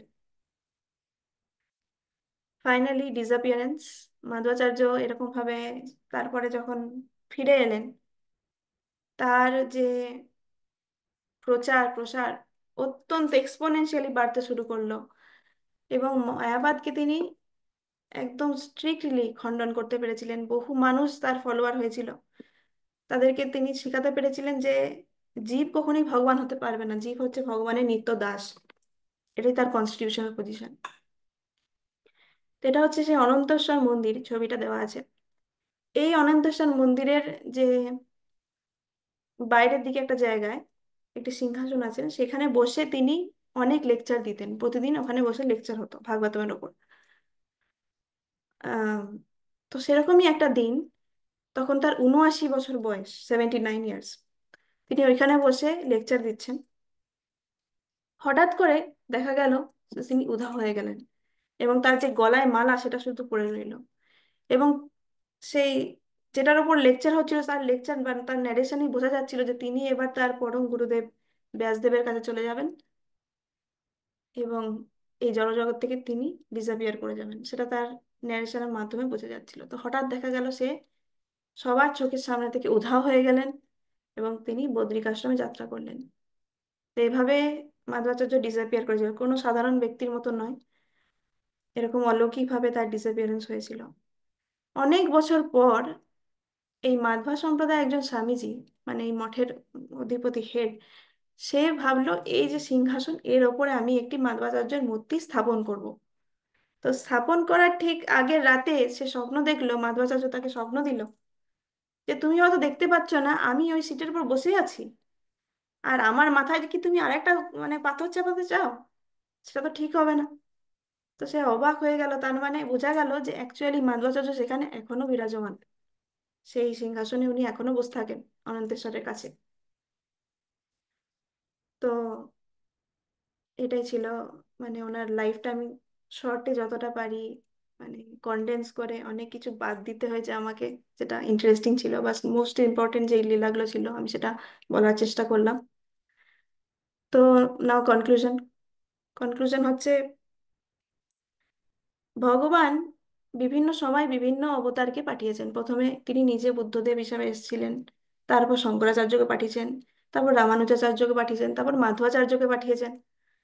তারপর তিনি আলটিমেটলি তিনি নিজে চৈতন্য মহাপ্রভু হিসেবে এসে যে কমপ্লিট টিচিং সেটা আমাদেরকে দিয়ে গেছেন। বিভিন্ন পরিস্থিতি সামাল দেওয়ার জন্য বিভিন্ন জনকে পাঠিয়েছিলেন। বুদ্ধকে পাঠিয়েছিলেন, বুদ্ধদেব তখন পশু হত্যাকে রোধ করার জন্য পাঠিয়েছিলেন। তারপর শঙ্করাচার্য এলেন, যে বেদের যে অথরিটি সেটাকে এস্টাবলিশ করার জন্য, এবং সমাজ থেকে যে পাষণ্ডীদেরকে বা এনভিয়াস পিপল থেকে, ভক্তদের থেকে সেপারেট করার জন্য, ফিল্টার করার জন্য তিনি তার অদ্বৈতবাদ দিয়ে গেছেন। তারপর রামানুজাচার্য, তিনি এসে প্রথম মানে ভক্ত আর জীব, মানে সরি, ভগবান আর জীব যে আলাদা সেটা তিনি দেখিয়েছেন। এবং তিনি ভগবান বিষ্ণুর গ্লোরিজ, ভগবান বিষ্ণুকে সুপ্রিম লর্ড হিসেবে এস্টাবলিশ করেছেন। তারপর মাধ্বাচার্য এসে মাধ্বাচার্য কমপ্লিটলি মায়াবাদকে খণ্ডন করেছিলেন। এই কারণেই চৈতন্য মহাপ্রভুর তিনি প্রিয় ছিলেন, যে এবং চৈতন্য মহাপ্রভু এই কারণেই এই সম্প্রদায়তেই যুক্ত হয়েছে। কিন্তু ফাইনালি চৈতন্য মহাপ্রভু নিজে যে তত্ত্ব দিয়ে গেছেন, অচিন্ত্য ভেদাভেদ, সেটা হচ্ছে কমপ্লিট নলেজ। সেটা জানার পরে আর কিছু এক্সট্রা জানতে হবে না। এবং তারপর তিনি তাছাড়া আমাদের হরিনাম সংকীর্তন, গোলকের প্রেমধন, সেটাও দিয়ে গেছেন। কিন্তু কারণ তার আগে পর্যন্ত সবার ডেস্টিনেশন ছিল বৈকুণ্ঠ, বৈকুণ্ঠের ওপরে যে গোলক বৃন্দাবন, সেটা কারো জানা ছিল না, সেটা আমাদের চৈতন্য মহাপ্রভু জানিয়েছেন। এবং চৈতন্য মহাপ্রভু যখন সাউথ ইন্ডিয়া ভিজিট করেছিলেন, তখন তিনি উডুপিতে গেছিলেন। উডুপিতে গিয়ে এই তত্ত্ববাদীদের সাথে, মানে মঠের যারা সন্ন্যাসী, মানে ওনাদেরকে তত্ত্ববাদী বলা হয় কারণ মায়াবাদকে যারা খণ্ডন করেছে তারা তত্ত্ববাদী। তো মায়াবাদীদের সাথে তিনি জিজ্ঞেস করে তাদের সাথে আলোচনা করেছিলেন, তাদের মধ্যে দেখতে পেয়েছিলেন তাদের বৈষ্ণবতার অনেক গর্ব। তারা যে বৈষ্ণব, মায়াবাদী নয়, সেটা নিয়ে তাদের অনেক অহংকার।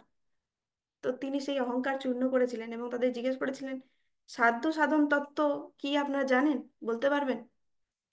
তারা বলেছিল, সাধ্য মানে গোল হচ্ছে মুক্তি, আর সাধন হচ্ছে বর্ণাশ্রম ধর্মের মাধ্যমে কৃষ্ণে কর্মার্পণ। তো ঠিক যেরকম রামানন্দ, রায় রামানন্দ সংবাদে আমরা দেখতে পাই যে ক্রমশ সোপান, যেটা বর্ণাশ্রমের থেকে উপরে আরো কিছু আছে, তার থেকে উপরে আরো কিছু আছে, তার থেকে উপরে একদম টপে হচ্ছে প্রেমময়ী ভক্তি, তার মধ্যে মাধুর্য প্রেম। আমরা টিচিংস অফ লর্ড চৈতন্য ক্লাসে প্রভু খুব ডিটেলস এর আলোচনা করেছিল যে কৃষ্ণ প্রেম কিভাবে সবচেয়ে উপরে। তো সেরকম ভাবেই মহাপ্রভু সেখানে তাদের খণ্ডন করলেন। তাদেরকে বললেন যে তোমরা বৈষ্ণব ঠিক আছে, কিন্তু বৈষ্ণবতার যা সারফেসটা তোমরা টাচ করতে পেরেছো, তার ভেতরে ঢুকতে পারোনি। আর তোমাদের একটা ভালো গুণ আছে, যে তোমরা ভগবানের বিগ্রহকে ভগবানের সাথে অভিন্ন মনে করো, কৃষ্ণের পূজা করো, সেটা ভালো, কিন্তু তোমরা ভিতরে ঢুকতে পারোনি। তো এইভাবে তত্ত্ববাদীদের থেকেও আমাদের সিদ্ধান্ত যেটা অচিন্ত্য ভেদাভেদ, সেটা হচ্ছে আরো উপরে। ওকে, তো আমরা আজকে এখানেই শেষ করব। হরে কৃষ্ণা। যদি আমার বলার মধ্যে কিছু ভুল ত্রুটি থাকে, আপনারা নিজ গুণে ক্ষমা করবেন। এই সমস্ত আচার্যদের নিয়ে বলার কোনো যোগ্যতা নেই, কিন্তু রূপরাজ প্রভু আমাকে আদেশ করেছিল আজকে ওনার তিরোভাব তিথি, আমি যদি কিছু বলি, সেই জন্য আমি বললাম। কিছু ভুল থাকলে আমাকে ক্ষমা করবেন। হরে কৃষ্ণ। वाञ्छाकल्पतरुभ्यश्च कृपा सिन्धुभ्येव च पतितानां पावनेभ्यो वैष्णवेभ्यो नमो नमः। হরে কৃষ্ণ। অসংখ্য ধন্যবাদ মাতাজিকে এত সুন্দরভাবে আমাদের ব্রহ্মমধ্য গৌড়ীয় সম্প্রদায়ের যে মূল আচার্য আহ মধ্বাচার্য, ওনার লাইফ, ওনার পাস টাইমস এবং ওনার টিচিংস সম্বন্ধে খুব ভালোভাবে প্রাঞ্জল ভাষায় মাতাজি বর্ণনা করলেন। আমরা আমাদের এই মন্দবুদ্ধি নিয়েও আমরা বুঝতে পারলাম অনেক কিছুই। মাতাজিকে অসংখ্য ধন্যবাদ জানাই। আর আপনাদের সকলকে অসংখ্য ধন্যবাদ, সকলে শ্রবণ করেছেন খুব ভালোভাবে। তো যদি কারো কোনো প্রশ্ন থাকে আপনারা হ্যান্ড রেজ করতে পারেন, আনমিউট করার জন্য আমি অপশন পাঠাবো। শ্যাম হরিপদ প্রভু। হরে কৃষ্ণ মাতাজি, দণ্ডবাদ প্রণাম আপনার শ্রীচরণ কমলে। হরে আহ, কৃষ্ণ। ধন্যবাদ, প্রণাম। খুব সুন্দর। আহ, প্রয়োজনের সময় শব্দগুলো আসতে চায় না, তো অতি উপাদেয়, অতি সুন্দর। শুধু এইটুকু বলবো যে আরো এইটার যদি ঘন ঘন এই মধ্বাচার্যের উপরে যদি আহ আরো ঘন ঘন এরকম সেমিনার আলোচনা করা হয়, তাহলে অন্তত আমার মতন যারা অনেক পিছিয়ে আছি, ভক্তির ক্ষেত্রে অনেক পিছিয়ে আছি, তাদের একটু পরিশোধন হয়। তো যদি কৃপা করেন রূপরাজ রামদাস প্রভুর সাথে একটু কথা বলে যদি এই ব্যবস্থা করতে পারেন, কেননা আমি অতৃপ্ত থেকে গেলাম। এত জিনিস আছে, এত সুন্দর সুন্দর, মানে ওই আস্বাদ করতে করতে আপনি পরবর্তী